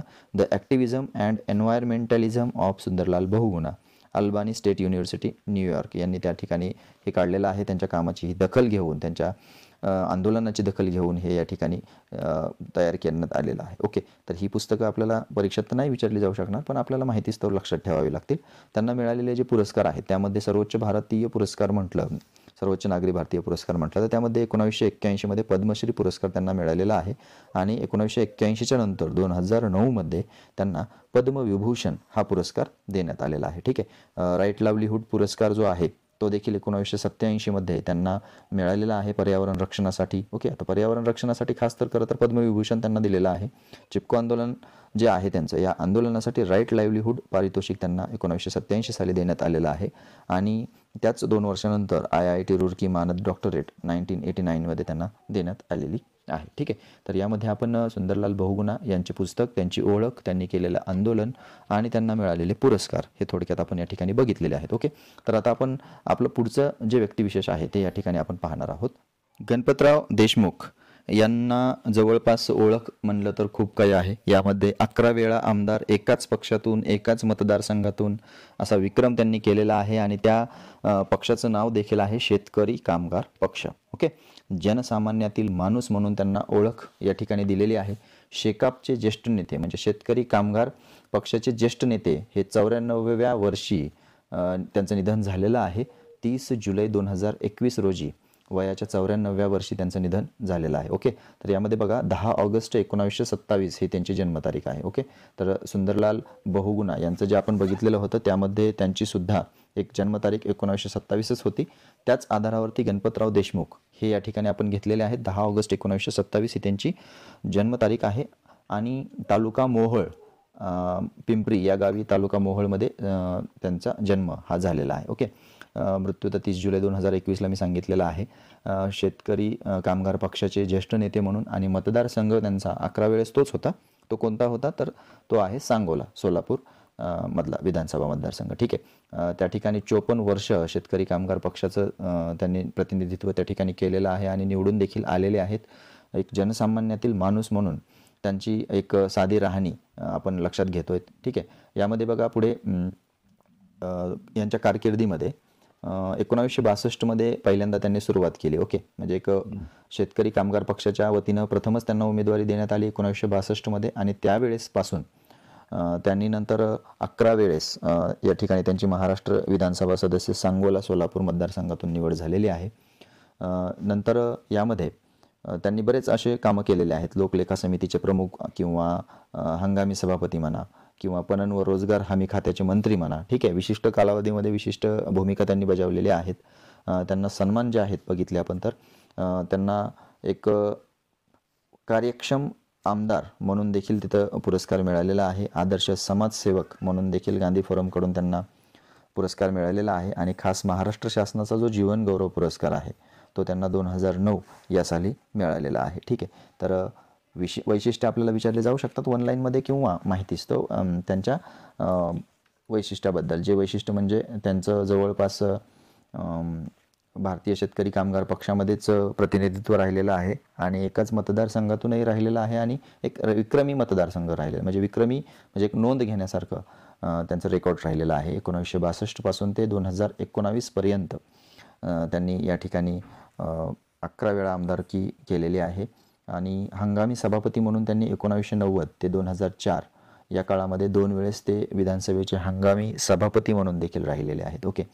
लोकलेखा समितीचे 1980 आणि 82 या कालावधीमध्ये लोकलेखा समितीचे प्रमुख म्हणून देखील ते राहिलेले आहेत. ओके. सन्मानाच्या बाबतीत म्हटलं तर बेस्ट सिटीजन ऑफ इंडिया किंवा कार्यक्षम आमदार किंवा आदर्श समाजसेवक हे त्यांचे आपण पुरस्कार बघितलेले आहेत. सांगोला तालुका शिक्षण प्रसारक मंडळाची देखील एक त्यांनी स्थापना केलेली आहे. ओके. पुढे नंतर शेतकऱ्यांच्या प्रश्नाबद्दल जर बघितलं तर कापसाला हमीभाव देण्यासाठी तालुका शेतकरी सहकारी सूतगिरणीची स्थापना त्यांनी केलेली होती. आणि 2019ची विधानसभा न लढवता त्यांनी तिथेच स्टॉप केलं आणि त्यांनी त्यांचा नातू जो होता डॉक्टर अनिकेत यांना शेकापकडून उमेदवारी त्यांना देण्यात आलेली आहे. ओके. आता त्यांचा पराभव हा 11 वेळेस ते आमदार झाले. ओके. परंतु 2 वेळेस त्यांचा पराभव देखील झालेला आहे. 1972 एकदा त्यांचा पराभव झालेला होता, काकासाहेब साळुंखे पाटील यांनी केलेला होता काँग्रेसच्या, आणि 1995ला शहाजी पाटील यांच्याकडून त्यांचा पराभव झालेला होता. ओके. तर 11 वेळेस निवड झालेली. 1962 पासून कारकीर्द सुरू झालेली आहे. ती कारकीर्द कंटिन्युअसली चालूच राहिलेली आहे. 2019मध्ये मात्र त्यांनी स्वतःहून त्या ठिकाणी उमेदवारी न घेता त्यांच्या नातवाला शेकापची उमेदवारी दिली आणि त्या ठिकाणी ते थांबलेले आहेत. ओके. तर भाई गणपतराव देशमुख म्हणून आपण त्यांना विशेषतः ओळखतो आणि 94व्या वर्षी त्यांचं निधन झालेलं आहे. ओके. आता आपण नेक्स्ट या ठिकाणी महत्त्वाची व्यक्ती ही बघणार आहोत. त्यामध्ये महान धावपट्टू फ्लाइंग सिख म्हणजेच भाग मिल्खा भाग यांच्यावरती 2013मध्ये एक पिक्चर आलेला होता. राकेश मेहरा दिग्दर्शन त्याचं केलेलं होतं त्यांनी. भाग मिल्खा भाग या पिक्चरमध्ये 2013च्या ज्यांनी राकेश मेहरा यांनी दिग्दर्शक केलेलं होतं. फरहान अख्तर हे त्या ठिकाणी एक हिरोचं किरदार करणारे होते. चित्रपट वर्ष जे होतं हे 2013चं होतं. यावरती प्रश्न आपला बनू शकतो, कधी कोणी केलं किंवा कोणाचा होता पिक्चर किंवा कोणी दिग्दर्शन केलं, डायरेक्शन केलं. ओके. आणि सर्वात महत्त्वाची एक गोष्ट म्हणजे फ्लाइंग सिख म्हणून त्यांची तर ओळख आहेच आहे. ओके. तर त्यामध्ये एक महत्त्वाची गोष्ट त्यांच्या संदर्भात आहे की त्यांचं पाकिस्तानमध्ये जन्म झालेला आहे 1929मध्ये 20 नोव्हेंबर 1929ला. ओके. 20/11/29 हे लक्षात ठेवा तुम्ही. 20 तारखेला 11व्या महिन्यामध्ये 1929 साली फैसलाबाद या ठिकाणी पाकिस्तानमध्ये जन्म झालेला होता. वयाच्या 91व्या वर्षी त्यांचं निधन झालेलं आहे 18 जून 2021 रोजी. या फ्लाइंग सिख म्हणजेच मिल्खा सिंग यांचं सर्वोत्कृष्ट एक रेकॉर्ड आहे. तो सर्वोत्कृष्ट रेकॉर्ड 200 मीटरचा 20.7 सेकंदात त्यांनी पूर्ण केलेला आहे आणि 100 मीटरचा 10.4 सेकंदामध्ये त्यांनी पूर्ण केलेला आहे. पुण्यामध्ये एक स्पर्धा झालेली होती, ॲथलेटिक स्पर्धा झालेली होती त्यामध्ये 1960 साली. ठीक आहे. तर 200 मीटरचा 20.7 सेकंदाचा जो रेकॉर्ड या ठिकाणी पाकिस्तानच्या अब्दुल्ला खलिक यांचा त्यांनी मोडला होता. ओके. मी नाव परत एकदा सांगतो. अब्दुल्ला खलिक हे पाकिस्तानचे सर्वात वेगवान धावपट्टू होते. त्यांचा रेकॉर्ड लाहोर येथे 1960मध्ये मिल्खा सिंग यांनी मोडलेला होता. तर मिल्खा सिंगच्या बाबतीमध्ये सांगायचं म्हटलं आणखीन तर विशेष म्हणजे त्यांचे हे 2 रेकॉर्ड तर आपण लक्षात ठेवाच, पण ज्या काही ॲथलेटिक्स असतील किंवा त्यामध्ये राष्ट्रकुल स्पर्धा असतील किंवा ऑलिम्पिकच्या काही स्पर्धा असतील, ठीक आहे, तर महत्त्वाची एक गोष्ट या ठिकाणी लक्षात घ्या की या सर्व स्पर्धेमध्ये त्यांना सुवर्णपदक मिळालेलं आहे. फक्त 1964मध्ये ज्या कोलकात्यामध्ये स्पर्धा झालेल्या होत्या त्यामध्ये त्यांना रौप्य पदक मिळालेलं आहे. मग ती 400 मीटरची त्या ठिकाणी जी प्रकार होता पण धावण्याचा त्यामध्ये त्यांना रौप्य पदक मिळालेलं आहे 1964मध्ये आणि त्या कोलकाता या ठिकाणी झालेल्या होत्या. बाकी त्यांच्या जेवढ्या काही स्पर्धा झालेल्या आहेत त्या सर्व स्पर्धेमध्ये 200 मीटर असू द्या, 100 मीटर असू द्या, 400 मीटर असू द्या, यामध्ये त्यांना सुवर्णपदक हे मिळालेलं आहे. मग त्यामध्ये आशियाई क्रीडा स्पर्धा असतील, जपानमधल्या, टोकियोमधल्या, जकार्तामधल्या, तर त्या ठिकाणी देखील त्यांना सुवर्णपदक मिळालेलं आहे. ठीक आहे. पुढे नंतर राष्ट्रीय स्पर्धा असतील किंवा ॲथलेटिक्स असतील त्यामध्ये देखील त्यांना सुवर्णपदक मिळालेलं आहे. कोलकातामध्ये 400 मीटर धावण्याच्या स्पर्धेत त्यांना रौप्य मिळालं कारण त्या ठिकाणी त्यांचा पराभव माखन सिंग यांच्याकडून झालेला होता. तर 1960मधील आर्मी दक्षिण विभागीय ॲथलेटिक्स स्पर्धा जी होती त्यामध्ये 10.4 सेकंदाचा 100 मीटरमध्ये पूर्ण 100 मीटर धावण्याच्या प्रकारामध्ये 10.4 सेकंदात त्यांनी ते पूर्ण केलेलं होतं. तर 200 मीटर 20.7 सेकंदात पूर्ण केलं होतं. इंडिया पाकिस्तान इराण स्पर्धेमध्ये हे लक्षात घ्या 1960ला लाहोर या ठिकाणी. तर हे त्यावेळेसच यांची कारकीर्द सर्वांच्या पुढे ही खास करून आली आणि तिथून पुढे त्यांचा जो प्रवास होता हा एकदम उंच शिखराकडे घेऊन जाणारा होता. पद्मश्री पुरस्कार त्यांना 1951 मध्ये मिळालेला होता आणि अर्जुन पुरस्कार 2001 मध्ये मिळालेला होता. त्यांनी पुरस्कार तो स्वीकारला नाही. ही बात देखील त्या ठिकाणी लक्षात घेण्यासारखी आहे. क्वेश्चनमध्ये विधानामध्ये आपल्याला या ठिकाणी याच्यावरती विधान येऊ शकतं आणि योग्य विधान कोणतं आहे कोणतं नाही असं त्या ठिकाणी आपल्याला विचारलं जाऊ शकतं. आणि त्यांचं आत्मचरित्र जे आहे the race of my life 2013 मध्येच त्यांचा चित्रपट ज्यावेळेस आला होता त्यांच्यावरती फरहान अख्तर त्यांची भूमिका केलेली होती त्यांनी. The race of my life हे त्यांचं आत्मचरित्र त्या ठिकाणी आपण लक्षात घ्यायचं आहे. ठीक आहे. तर बाकीच्या सगळ्या ज्या स्पर्धा आहेत त्या स्पर्धेमध्ये जर रोममधील ऑलिम्पिक एक स्पर्धा होती ती खास करून इथे या ठिकाणी विशेषत्वाने सांगायचं आहे की त्यामध्ये बघा त्यांचं जे रेकॉर्ड होतं हे 45.6 सेकंदाचं होतं. पण त्या ठिकाणी 400 मीटरच्या या स्पर्धेमध्ये त्यांचं आजही रेकॉर्ड 45.6 सेकंद असा एक राष्ट्रीय विक्रम त्या ठिकाणी म्हटलं तरी आहे, परंतु तो नंतर 45.73 सेकंद असा केलेला होता. मिल्खा सिंग यांनी नोंदवलेला हा जो रेकॉर्ड आहे हा 38 वर्षानंतर 1998 मध्ये परमजित सिंग याने मोडलेला होता. ओके. तर या ठिकाणी मी जे रायटिंग करतो ह्यातून तुम्ही नोट लक्षात घ्यायचं आहे आणि आपले मुद्दे देखील त्या ठिकाणी बनवायचे आहेत. ओके. आता या ठिकाणी आपण नेक्स्ट जे आहेत हे नेक्स्ट आपण या ठिकाणी बघणार आहोत आणि ते शेवटचे असतील त्यांच्यावरती प्रश्न आपल्याला विचारला जाऊ शकतो. यामध्ये सोली सोराबजी हे आहेत. ओके. मानवी हक्कासाठी लढणारे जे आहेत, देशाचे 2 वेळा अटर्नी जनरल राहिलेले आहेत. ओके. त्यांची ओळख मी या ठिकाणी सांगतोय. मानवी हक्कासाठी लढणारे विधितज्ञ आणि एक घटनात्मक कायदा तज्ज्ञ तसेच अटर्नी जनरल आपण म्हणू शकतो त्यांना, हे राहिलेले आहेत. ओके. जहांगीर सोराबजी यांचं निधन 30 एप्रिल 2021 रोजी झालेलं आहे आणि या ठिकाणी ते 91व्या वर्षी निधन पावलेले आहेत. ओके. तर जवळपास 90 वर्षाच्या वरीच हे मरण पावलेले आहेत. आपण या ठिकाणी महत्त्वपूर्ण व्यक्तिविशेष निधन वार्तांमध्ये बघितलेला आहे. पद्मविभूषण 2002ला त्यांना मिळालेला आहे. ओके. तर यामध्ये त्यांची ओळख जी आहे ही champion of freedom of press नावातच तुम्हाला समजून जाईल की फ्रीडम ऑफ प्रेस म्हणजे अभिव्यक्ती स्वातंत्र्य, माध्यमांच्या बाबतीमध्ये स्वातंत्र्य जे आहे याच्या बाबतीमध्ये चॅम्पियन म्हणून त्यांची ओळख आहे, कारण त्यांनी त्या माध्यमांकडून एक महत्त्वाची भूमिका घेतलेली होती आणि त्यांना त्या ठिकाणी champion of the freedom of press म्हणून ओळखलं जाऊ लागलं. आता या ठिकाणी त्यांचा जीवन परिचय म्हटलं तर यांनी बऱ्याच खटल्यांचं स्वातंत्र्यतेच्या बाजूने जोरकसपणे लावून धरलेलं होतं माध्यमांच्या बाबतीमधलं. पुढे नंतर पद्मविभूषण पुरस्कार 2002 मध्ये त्यांना मिळालेला होता. ओके. पुढे नंतर युनायटेड लॉयर्स असोसिएशन असतं, या युनायटेड लॉयर असोसिएशनचं अध्यक्षपद देखील त्यांनी भूषविलेलं होतं. ठीक आहे. पुढे नंतर बोमई खटला असेल, BP सिंघल खटला असेल किंवा केशवानंद भारती खटला असेल. ठीक आहे. तर या सर्व खटल्यांशी संबंधित जे युक्तिवाद झालेले आहेत, निर्णय झालेले आहेत, हे लढवलेले खटले हे कोणी लढवलेले आहेत तर सोली सोराबजी यांनी लढवलेले आहेत. पुढे नंतर भारताचे सॉलिसिटर जनरल म्हणून 77 ते 80 या काळामध्ये ते राहिलेले आहेत. पुढे नंतर 89-90 यामध्ये भारताचे महान्यायवादी म्हणून देखील ते आहेत. दुसऱ्यांदा 98 ते 2004 या कालावधीमध्ये भारताचे महान्यायवादी ते दुसऱ्यांदा बनलेले आहेत. हे देखील आपण या ठिकाणी लक्षात घ्यायचं आहे आणि त्यांच्यावरती त्यांची जी पुस्तकं आहेत त्यामध्ये नानी पाखलेवाला द कार्ट रूम जीनियस असं त्यांचं एक पुस्तक आहे. पुढे नंतर लॉ अँड जस्टिस हे देखील त्यांचं एक पुस्तक आहे. पुढे नंतर world of all human rights नावाचं एक पुस्तक त्यांचं आहे. पुढे the emergency, censorship and the press in India हे देखील त्यांचं एक पुस्तक आहे. हे पुस्तकाची नावं जरी या ठिकाणी राहिलेली असली तरी तुम्ही ती नोट डाऊन करून घ्यायची आहेत.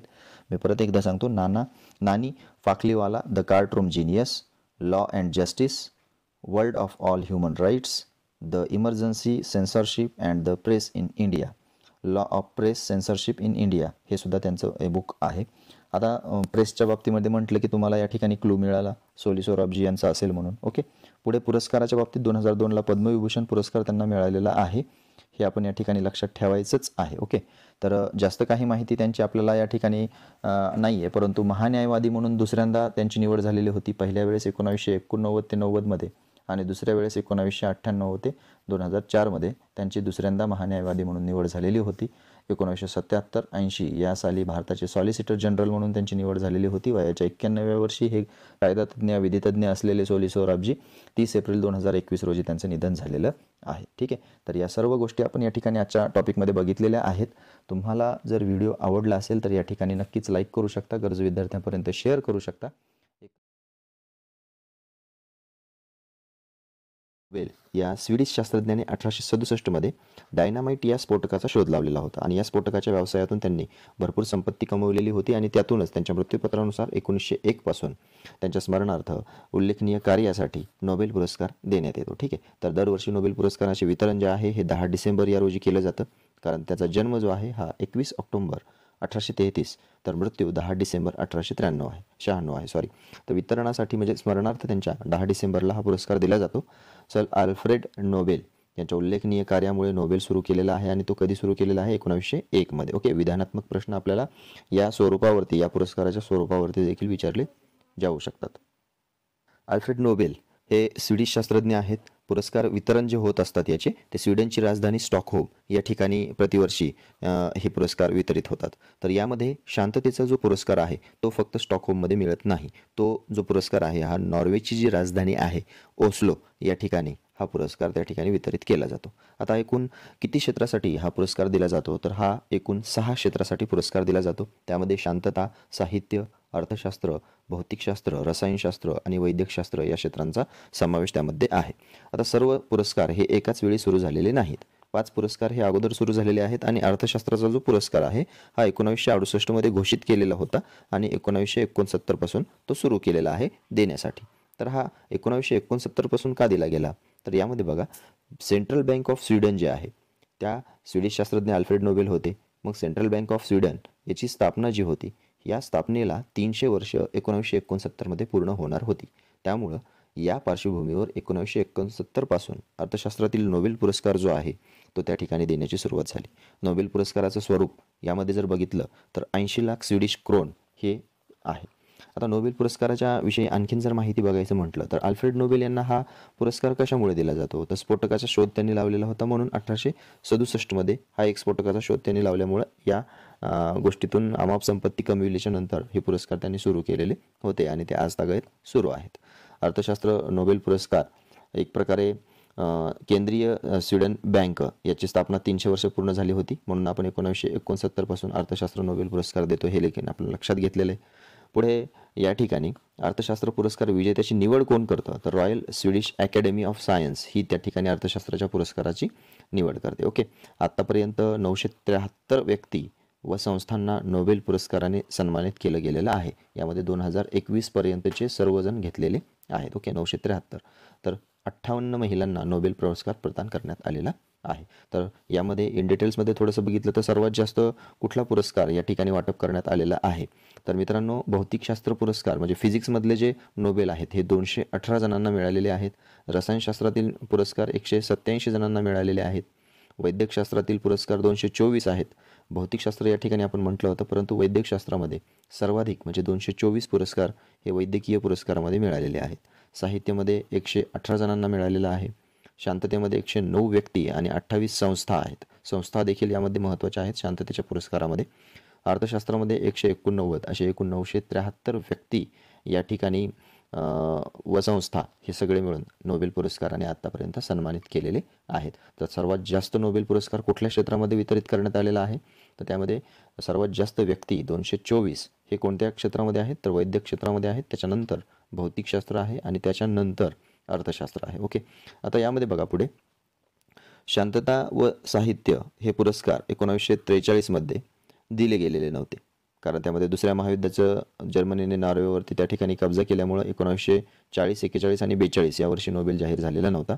सर्वात कमी वयाचे विजेते जे आहेत हे शांतता नोबेल पुरस्कार मिळविणारे आहेत मलाला युसुफझाई, वय वर्ष 17. राज्यसेवा 2015च्या परीक्षेमध्ये प्रश्न विचारला आलेला होता हा देखील. आणि पाकिस्तान मधील होते हे 2014च्या वेळेस मिळालेला आहे. ठीक आहे, मलाला युसुफझाई कुठले आहेत? तर पाकिस्तानमधले आहेत. सर्वात वयस्कर कोण होतं या नोबेल पुरस्कार विजेत्यामध्ये?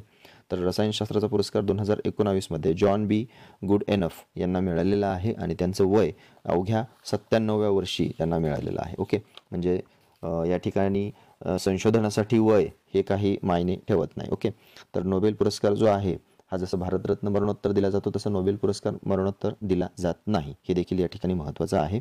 आणि त्या ठिकाणी जर एखाद्या वेळेस एखाद्याला पुरस्कार जाहीर झाला आणि त्या व्यक्तीचा जर मृत्यू झाला, ओके, तर तो पुरस्कार त्या ठिकाणी दिला जातो त्यांचे कोणी एखादे रिलेटिव्ज असतील त्यांना ते पुरस्कार त्या ठिकाणी दिले जातात. ओके, तर आता आत्तापर्यंत अशा मरणोत्तर व्यक्तींना नोबेल मिळालेले आहेत का, तर त्यामध्ये एक्सेप्शन आहे. 2 व्यक्तींना मरणोत्तर पुरस्कार मिळालेले आहेत. आणि हा जो पुरस्कार आहे हा जास्तीत जास्त किती जणांना देण्यात येतो असं जर विचारलं तर त्या ठिकाणी जास्तीत जास्त 3 जणांना हा पुरस्कार विभागून देण्यात येतो. आता 2 व्यक्ती कोण होत्या मरणोत्तर नोबेल मिळालेल्या, तर त्यामध्ये जे नावं आहेत ते नावं आपण मी या ठिकाणी लिहितो. एक स्वीडन कवी होता, त्याचं नाव आहे कार्ल फेट. ओके, एक्सेल कार्ल फेट आहे. 1931चा साहित्य पुरस्कार त्यांना मिळालेला होता, साहित्य नोबेल. आणि युनो माझे चिटणीस होते डॅग हॅमरशोल्ड. 1961मध्ये त्यांना शांततेचा पुरस्कार मिळाला. म्हणजे शांतता आणि साहित्य यासाठी मरणोत्तर पुरस्कार आत्तापर्यंत 2 व्यक्तींना देण्यात आलेले आहेत. आता यामध्ये पुढे नंतर सर्वात कमी आणि सर्वात जास्त वयाचं आपण बघितलं. शांततेसाठी 5 वेळा महात्मा गांधीजींना नामांकन या ठिकाणी झालेलं होतं, परंतु पुरस्कार अद्यापही त्यांना मिळालेला नाही. ओके, तर यामध्ये 1937, 38, 39 आणि 1947, 48 या 5 वेळेस त्यांना नोबेल पुरस्कारासाठी, शांततेच्या नोबेल पुरस्कारासाठी नामांकन दिलं गेलेलं होतं. तर 3 वेळा नोबेल जिंकणारी एकच संस्था कोणती आहे, ती आहे रेड क्रॉस. म्हणजे 1917मध्ये एकदा, 1944मध्ये एकदा आणि 1963मध्ये एकदा रेड क्रॉस संघटनेने शांतता नोबेल जिंकलेला आहे. पुढे नंतर international committee of red cross हे आपण त्याला लक्षात घेऊ शकतो त्याच्यामध्ये. आणि आतापर्यंत 4 व्यक्तींना 2दा पुरस्कार प्राप्त झालेला आहे. मेरी क्युरी यांना भौतिकशास्त्राचा 1903मध्ये आणि रसायनशास्त्राचा 1911मध्ये असा 2 वेळेस पुरस्कार प्राप्त झालेला आहे. पुढे नंतर लिनस पॉलिंग अमेरिकेचे आहेत. 1954 आणि 1962मध्ये त्यांना अनुक्रमे रसायनशास्त्र आणि शांतता यासाठी पुरस्कार मिळालेला आहे. ओके, काय नाव आहे त्यांचं, लिनस पॉलिंग. मी पुन्हा एकदा रिपीट तुम्हाला करतो सर्व नावे. जॉन बार्डन जे आहेत हे अमेरिकेचे भौतिकशास्त्रासाठी त्यांना 2 वेळेस मिळालेलं आहे, 1956 आणि 1972. तर फेडरिक सेंगर हे ब्रिटनचे आहेत, त्यांना रसायनशास्त्राचे 2 वेळेस पुरस्कार मिळालेले आहेत, 1958 व 1980. तर 2 व्यक्ती असे आहेत की त्यांना एकाच क्षेत्रामध्ये 2 वेळेस पुरस्कार मिळालेला आहे. ते आहेत जॉन बार्डन आणि फेडरिक सेंगर. एक अमेरिकेचे आहेत आणि हे फेडरिक सेंगर जे आहेत हे ब्रिटनचे आहेत. ओके, पुढे नंतर मेरी क्युरी यांना 2 वेगवेगळ्या क्षेत्रांसाठी नोबेल मिळालेले आहेत. भौतिकशास्त्रासाठी 1903मध्ये तर रसायनशास्त्रासाठी 1911मध्ये मिळालेलं आहे. लिनस पॉलिंग यांना अमेरिकेचे आहेत, रसायनशास्त्रासाठी 1954मध्ये तर शांततेसाठी 1962मध्ये त्यांना पुरस्कार मिळालेला आहे. तर नोबेल पुरस्काराचे भारतीय मानकरी जर आपण कोण आहेत असं जर विचारलं तर त्यामध्ये आत्तापर्यंत भारतीय मानकरी किती आलेले आहेत, एकूण 10 आहेत. त्यामध्ये रवींद्रनाथ टागोर आहेत, साहित्यासाठी 1913मध्ये त्यांना पुरस्कार मिळाला. त्यांचं साहित्य कोणतं होतं, गीतांजली. CV रमन यांना भौतिकशास्त्रासाठी मिळालेला होता, रमन इफेक्ट म्हणून आपण ओळखतो, 1930मध्ये. हरगोविंद खुराना हे 1968मध्ये वैद्यकशास्त्रामध्ये त्यांना पुरस्कार मिळालेला होता, सिंथेटिक जीन्ससाठी. मदर तेरेसा यांना 1979मध्ये पुरस्कार मिळालेला होता शांततेसाठीचा. डॉक्टर सुब्रमण्यम चंद्रशेखर असतील, भौतिकशास्त्रामधील चंद्रशेखर लिमिट जे आहे हे 1983मध्ये त्यांना त्याच्यासाठी नोबेल मिळालेला होता. अमर्त्य सेन असतील, यांना अर्थशास्त्रासाठी 1998मध्ये पुरस्कार मिळाला होता. पुढे नंतर VS नायपॉल 2001मध्ये साहित्यासाठी पुरस्कार मिळालेला होता. साहित्य कोणतं होतं तर आस्था के पार. पुढे नंतर व्यंकटरमण रामकृष्णन जे आहेत यांना रसायनशास्त्राचा पुरस्कार 2009मध्ये मिळाला होता. कैलास सत्यार्थी यांना बचपन बचाव या संस्थेअंतर्गत 2014मध्ये शांतता पुरस्कार मिळालेला होता. तर अभिजित बॅनर्जी 2019मध्ये अर्थशास्त्रासाठी त्यांना पुरस्कार मिळालेला आहे. आता बघा, व्यक्ती भारतीय आहेत परंतु सध्या भारतीय नागरिक नाही आहेत, म्हणजे त्यांना पुरस्कार प्रित्यर्थ ते वेगळ्या देशाचं नागरिकत्व त्यांनी स्वीकारलेलं आहे. असे भारतीय नागरिक जे सध्या भारतीय नागरिक नाहीत असे कोण कोण आहेत, तर त्यामध्ये हरगोविंद खुराना आहे, सुब्रमण्यम चंद्रशेखर, व्यंकटरमण रामकृष्णन आणि अभिजित बॅनर्जी हे 4 नावं आपण त्या ठिकाणी खास करून लक्षात ठेवायची आहेत, जी की व्यक्ती मूळ भारतीय आहेत परंतु सध्याही भारतीय म्हणून नाहीत, भारतीय नागरिक म्हणून नाही आहेत. ओके, तर आता या ठिकाणी आपण थोडक्यात पुढे आपले खास टॉपिककडे येऊया. जो टॉपिक आहे तो आता आपल्याला या ठिकाणी आपला सुरू झालेला आहे. आता तुम्ही म्हणता की या सर्व गोष्टी आम्हाला माहीत होत्या, परंतु मित्रांनो कसं आहे, एखादी गोष्ट आपण ज्यावेळेस पाहतो त्यावेळेस या ठिकाणी पूर्णतः इन डिटेल्समध्ये थोडीशी सुरुवातीपासूनची जर माहिती घेतली तर तुम्हाला अभ्यासाच्या लिंकमध्ये देखील मदत होते. आणि रिपीट जर थोडंसं तुम्ही ऐकलं 1-2 मिनटात तरी तुमचा त्या ठिकाणी कॉन्फिडन्स हाय होऊ शकतो, किंवा परत रिपिटेशन्समुळे तुम्हाला ते एक फिक्स रिवाईजसुद्धा होऊन एक चांगल्या पद्धतीने लक्षात राहू देखील शकतं. ओके, तर बघा, शांततेचा नोबेल कोणाला मिळालेला आहे त्याबद्दल आता थोडं डिस्कस करूया आपण. शांततेचा जो नोबेल आहे 2021चा तो मारिसा रेसा फिलिपिन्सच्या आहेत आणि दिमित्री मुरातो, आता दिमित्री म्हटलं की तुम्हाला लगेच नाव लक्षात येऊन जाईल, रशियामधलं आहे. ओके, आता दोघंही हे पत्रकार आहेत, शांततेच्या नोबेल पुरस्काराने सन्मानित झालेले आहेत. आता यांनी कशासाठी यांना दिला गेला हे आपण खास लक्षात घेऊया. लोकशाहीसाठी आणि शांततेसाठी आवश्यक असलेल्या अभिव्यक्ती स्वातंत्र्याच्या रक्षणासाठी करीत असलेल्या प्रयत्नासाठी या दोन्हीही व्यक्तींना शांततेचा नोबेल देण्यात आलेला आहे. ओके, आता मग मारिसा रेस्सा ज्या आहेत किंवा याच्यामध्ये रेस्सा यांनी 2012मध्ये टुपलर हे वृत्तसंकेतस्थळ त्या ठिकाणी स्थापन केलेलं होतं आणि अध्यक्ष रॉड्रिगो ड्युटर्ट यांच्या वादग्रस्त राजवटीविरोधात अंमली पदार्थांच्या घातक वापराविरोधामध्ये त्यांनी त्याच्याविरुद्ध मोठा लढा देखील दिलेला होता. वृत्तसंकेतस्थळ कुठलं आहे? टुपलर आहे. 2012मध्ये त्यांनी ते स्थापन केलेलं होतं. पुढे नंतर द्मित्री मुरातोव जे आहेत हे रशियामधील नोव्हाया गॅझेटा या वृत्तपत्राचे संस्थापक आहेत. संस्थापक म्हणजे कुठले आहेत? तर नोव्हाया गॅझेटा या वृत्तपत्राचे संस्थापक आहेत. 1993मध्ये त्यांनी ते सुरू केलेलं होतं स्थापन करून. नोव्हाया गॅझेटा हे निष्पक्ष वृत्तपत्र असून सत्ताधाऱ्यांवर नेहमी टीका करणारं वृत्तपत्र म्हणून ओळखलं जातं. आता या ठिकाणी एक महत्त्वाची गोष्ट या नोव्हाया गॅझेटबद्दल आपण जी बघितलेली आहे त्यामध्ये बघा, रशियाचे अध्यक्ष व्लादिमीर पुतीन यांच्या सरकारमधील भ्रष्टाचार असेल, मानवाधिकाराचे उल्लंघन असेल, या विषयाची अनेक बातम्या या गॅझेटमध्ये प्रसिद्ध करण्यात आलेल्या आहेत. तर द्मित्री मुरातोव हे रशियाचे जे आहेत यांनी हे दैनिक सुरू झाल्याच्या नंतर 6 पत्रकारांची हत्या करण्यात आलेली होती. यात पॉलिटो कोव्हिस्किया यांचाही समावेश त्यामध्ये आहे. ओके, पॉलिटो कोव्हिस्किया याचाही समावेश आहे. त्यांनी चेचन्यातील युद्धांवर आधारित उघडपणे लेख लिहिलेले होते. आता यामध्ये पुढे 86 वर्षानंतर पत्रकारांना हा पुरस्कार मिळालेला आहे. ही पण एक गोष्ट विशेषतः आपण लक्षात घेऊ शकतो शांततेच्या पुरस्कारासाठी. म्हणजे दोघंही पत्रकार व्यक्ती आहेत. 86 वर्षानंतर हा पुरस्कार एक रिपोर्टर लोकांना मिळालेला आहे. याआधी 1935मध्ये जर्मन पत्रकार जे होते कार्ल वॉन यांना हा पुरस्कार मिळालेला होता. आणि महिलांना जो पुरस्कार आहे हा आत्तापर्यंत किती वेळेस मिळालेला आहे? तर 58 वेळेस मिळालेला होता. आणि यावेळेस 2021मध्ये मारिया रेस्सा यांना देखील हा मिळालेला आहे. ते व्यक्ती ह्यामध्ये ॲड केल्यावरती 59 अशा टोटल महिला यामध्ये होतात. ओके, तर बघा, मारिया रेस्सा 58व्या महिला ठरल्या आहेत, कारण मेरी क्युरी यांना 2 वेळेस हा नोबेल पुरस्कार मिळालेला आहे. मग महिला एकूण त्या ठिकाणी किती होतील? 58च महिला या ठिकाणी आपण लक्षात घ्यायच्या आहेत. ओके, तर अर्थशास्त्राच्या बाबतीमध्ये आता आपण या ठिकाणी बघूया कुठला पुरस्कार, कुणाला पुरस्कार हा देण्यात आलेला आहे. ओके, तर अर्थशास्त्राचा जो पुरस्कार आहे तो अर्थशास्त्राचा पुरस्कार 3 व्यक्तींना विभागून देण्यात आलेला आहे. ते 3 व्यक्ती कोणते कोणते होते ते आपण या ठिकाणी बघूया. तुम्ही या ठिकाणी फोटो त्यांचा पाहत आहात. त्यामध्ये अर्थशास्त्राच्या याच्यामध्ये डेव्हिड कार्ड जे मूळ कॅनडाचे आहेत पण सध्या अमेरिकेमध्ये आहेत.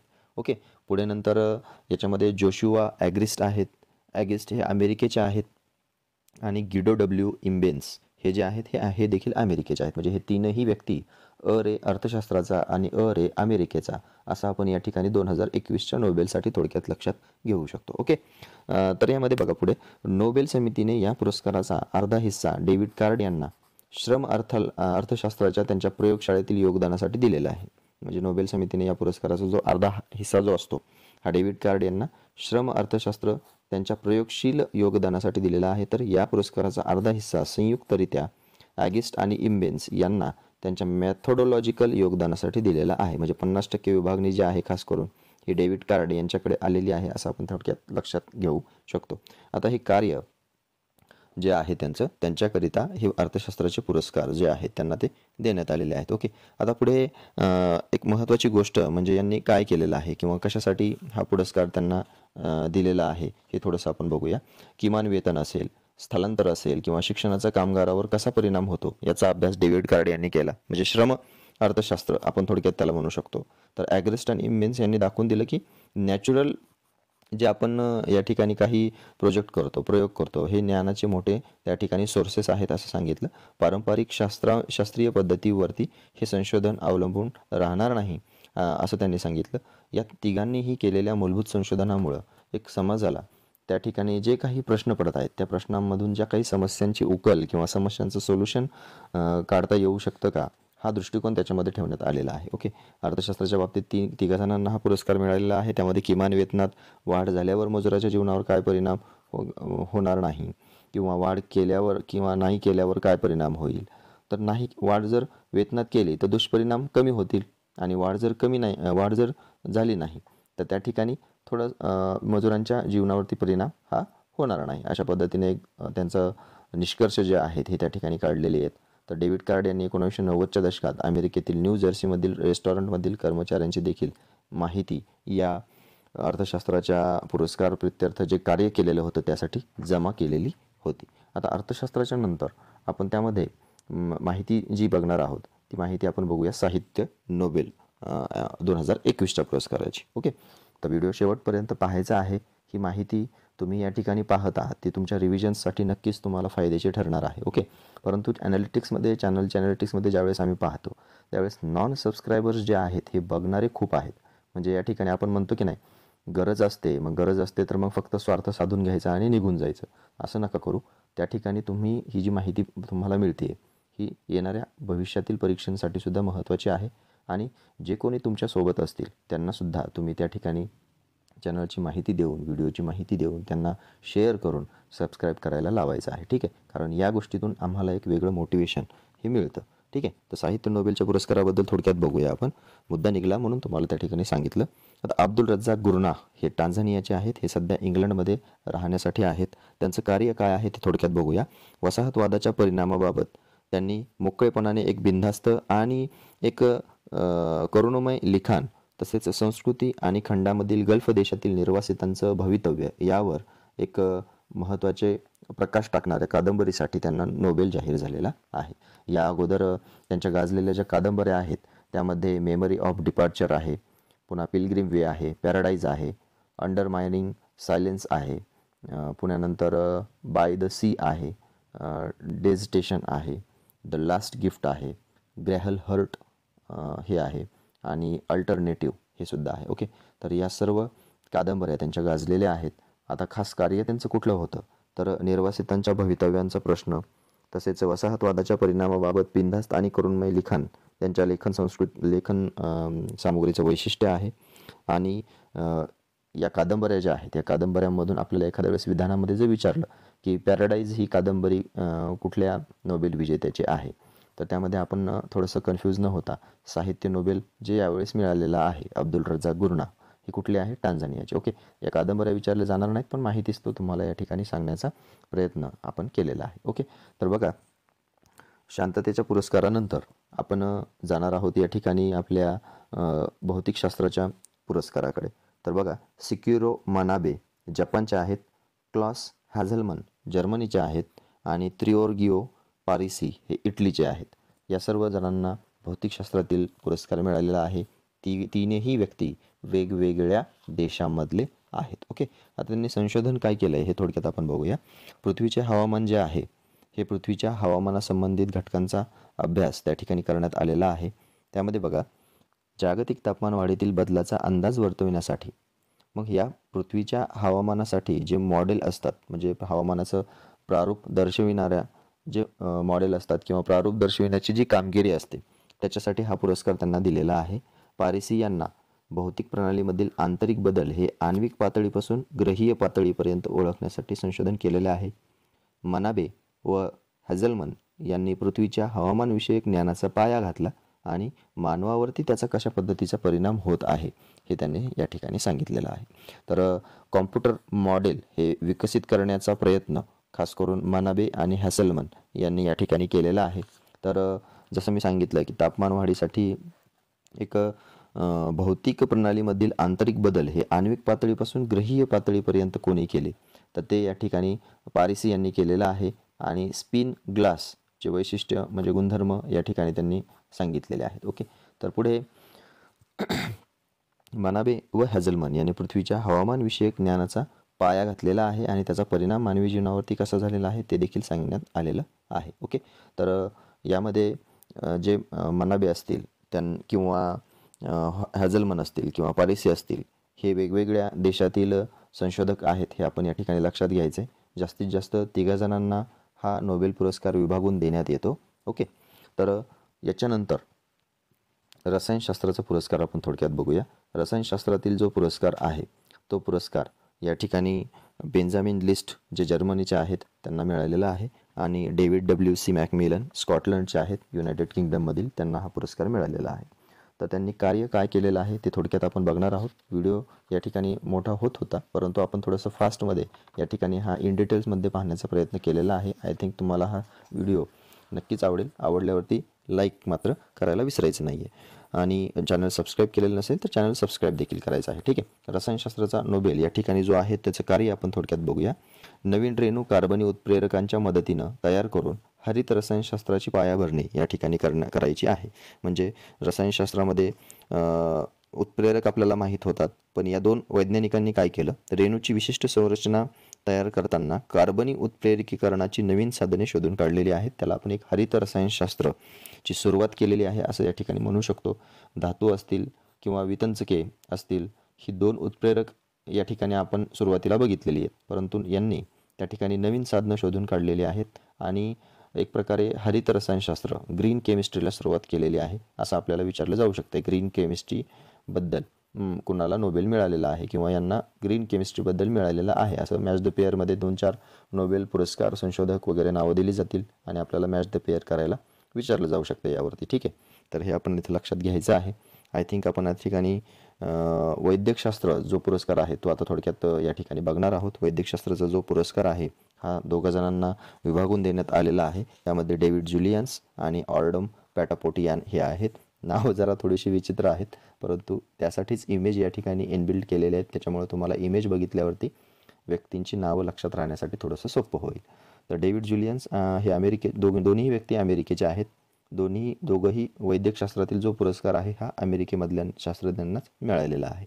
तर शरीराचे तापमान आणि स्पर्शांची संवेदना ओळखणारे जे रिसेप्टर्स असतात, जे संवेदक असतात, त्याच्या शोधासाठी या दोघांनाही वैद्यकशास्त्र नोबेल पारितोषिक मिळालेलं आहे. तर डेव्हिड जुलियन्स यांनी काय केलं होतं, तर डेव्हिड जुलियन्स यांनी जे आपली कॅप्सिकम असते, मिरची असते, या मिरचीमधील जो कॅप्सायनिन हा घटक जो असतो हा चेतातंतूवर उष्णतेला प्रतिसाद देणारा एक संवेदक त्यांनी शोधून काढलेला आहे. म्हणजे शरीरावर होणारा परिणाम म्हणजे कॅप्साइलिन या उष्णता निर्माण करणाऱ्या रसायनाचा शरीरावर काय परिणाम होतो, जो खास करून तिखट पदार्थामध्ये असतो, म्हणजेच मिरचीमध्ये असतो. ओके. आता मानवी पेशीमधील विशिष्ट रिसेप्टर्स असतील कॅप्साइलिनला प्रतिसाद देत असल्याचं त्यांना त्या ठिकाणी एक आढळलेलं आहे. ते TRPV1 हे रिसेप्टर आहे. ओके. आता यामध्ये अधिक संशोधनाच्या नंतर आर्डेन पॅरापोटियन जे आहेत यांनी दाब संवेदक पेशीचा वापर करून त्वचा व अंतर्गत अवयव बाह्य यांत्रिक बलास किंवा उत्तेजनेस कसा प्रतिसाद देतात हे शोधलेलं आहे. म्हणजे संवेदक पेशींचा वापर करून त्वचा असेल किंवा इंटरनल जे काही ऑर्गन्स असतील, हे ऑर्गन्स या ठिकाणी जे बाह्य यांत्रिक बल असेल किंवा काही उद्दीपक असेल किंवा स्टिम्युलस असेल, याला रिस्पॉन्स कशा पद्धतीनं देतात हे त्या ठिकाणी शोधलेलं आहे. खास करून रिसेप्टर आणि रिस्पॉन्स म्हणजे एक स्टिम्युलाय आणि रिस्पॉन्स अशा तत्वावरती जर आपल्याला प्रश्न विचारण्यात आला किंवा लक्षात ठेवायचा झाला तर वैद्यकशास्त्रामधला आपण ते लक्षात ठेवू शकतो. ओके. पुढे नंतर आपण आत्तापर्यंत जे पुरस्कार बघितलेले आहेत हे सर्वचे सर्व पुरस्कार आय थिंक कंप्लीट केलेले आहेत आपण. भारतातील 10 व्यक्तींना हा पुरस्कार मिळालेला आहे. 4 व्यक्ती असे आहेत की त्यांना दोनदा हा पुरस्कार मिळालेला आहे. 1969 पासून त्या ठिकाणी अर्थशास्त्राचा पुरस्कार सेंट्रल बँक ऑफ स्वीडनला 300 वर्ष पूर्ण झाल्यामुळे मिळालेला आहे. 1901 पासून 5 क्षेत्रामध्ये पुरस्कार सुरू झालेला होता. दरवर्षी 10 डिसेंबरला हा पुरस्कार अल्फ्रेड नोबेल या स्वीडिश शास्त्रज्ञाच्या कार्यामुळे दिला जातो. त्या ठिकाणी शांततेचा पुरस्कार नॉर्वेची राजधानी ओस्लो या ठिकाणी दिला जातो, तर बाकीचे पुरस्कार स्वीडनची राजधानी स्टॉकहोम या ठिकाणी दिला जातो. सर्वात कमी वयाचे मलाला युसुफझाई 17 वर्षासाठी शांततेचा नोबेल मिळाला. तर सर्वात जास्त वयोवृद्ध जे होते ते वयोवृद्ध कोण होते रसायनशास्त्रामधील 2019 मध्ये मिळालेले जॉन बी गुडएनफ 97व्या वर्षी त्यांना नोबेल मिळालेला आहे. ओके. तर 58 महिलांना आत्तापर्यंत नोबेल प्रदान करण्यात आलेला आहे. मारिया रेसा या 59व्या व्यक्ती आहेत, महिला व्यक्ती आहेत. म्हणजे महिलांना 59 पुरस्कार मिळालेले आहेत, पण एक महिला अशी आहे की तिला 2 वेळेस मिळालेले आहेत. त्या महिलेचं नाव काय आहे? Marie Curie. ओके. तर मेरी क्युरी यांना जो पुरस्कार आहे हा पुरस्कार एक वेळेस भौतिकशास्त्रासाठी 1903 मध्ये मिळालेला होता आणि रसायनशास्त्रासाठी 1911 मध्ये मिळालेला होता. ठीक आहे. तर 4 व्यक्ती कुठले कुठले होते त्यामध्ये मेरी क्युरी एक आहे, लिनस पॉलिंग एक आहे, जॉन बार्डन एक आहे आणि फेडरिक सेंगर एक आहे. ओके. तर आय थिंक सर्व आपण चर्चा या ठिकाणी खूप केलेली आहे आणि त्यावरून नक्कीच तुम्हाला याचा फायदा देखील होईल. जी रेड क्रॉस संघटना आहे त्या संघटनेला 3 वेळेस पुरस्कार शांततेचा मिळालेला आहे. महात्मा गांधी यांना 5 वेळा मिळालेला आहे नॉमिनेशन, परंतु अद्यापपर्यंत त्यांना हा पुरस्कार मिळालेला नाही. ओके. तर आपला जो व्हिडिओ आहे हा या ठिकाणी संपलेला आहे आणि जाता जाता या ठिकाणी तुम्हाला वारंवार सांगितलेलं आहे की एक रिक्वेस्ट म्हणून आमचं मोटिवेशन वाढविण्यासाठी जे नॉन सबस्क्रायबर असतील, कारण यूट्यूब चॅनलटिक्समध्ये सर्व दिसतं, त्यामध्ये किती जणांनी, किती वयाच्या मेलनी फिमेलनी या ठिकाणी किती वेळेस बघितलं किंवा किती जणांनी, किती टक्के जणांनी बघितलं. ठीक आहे. तर सबस्क्राईबच करू नका.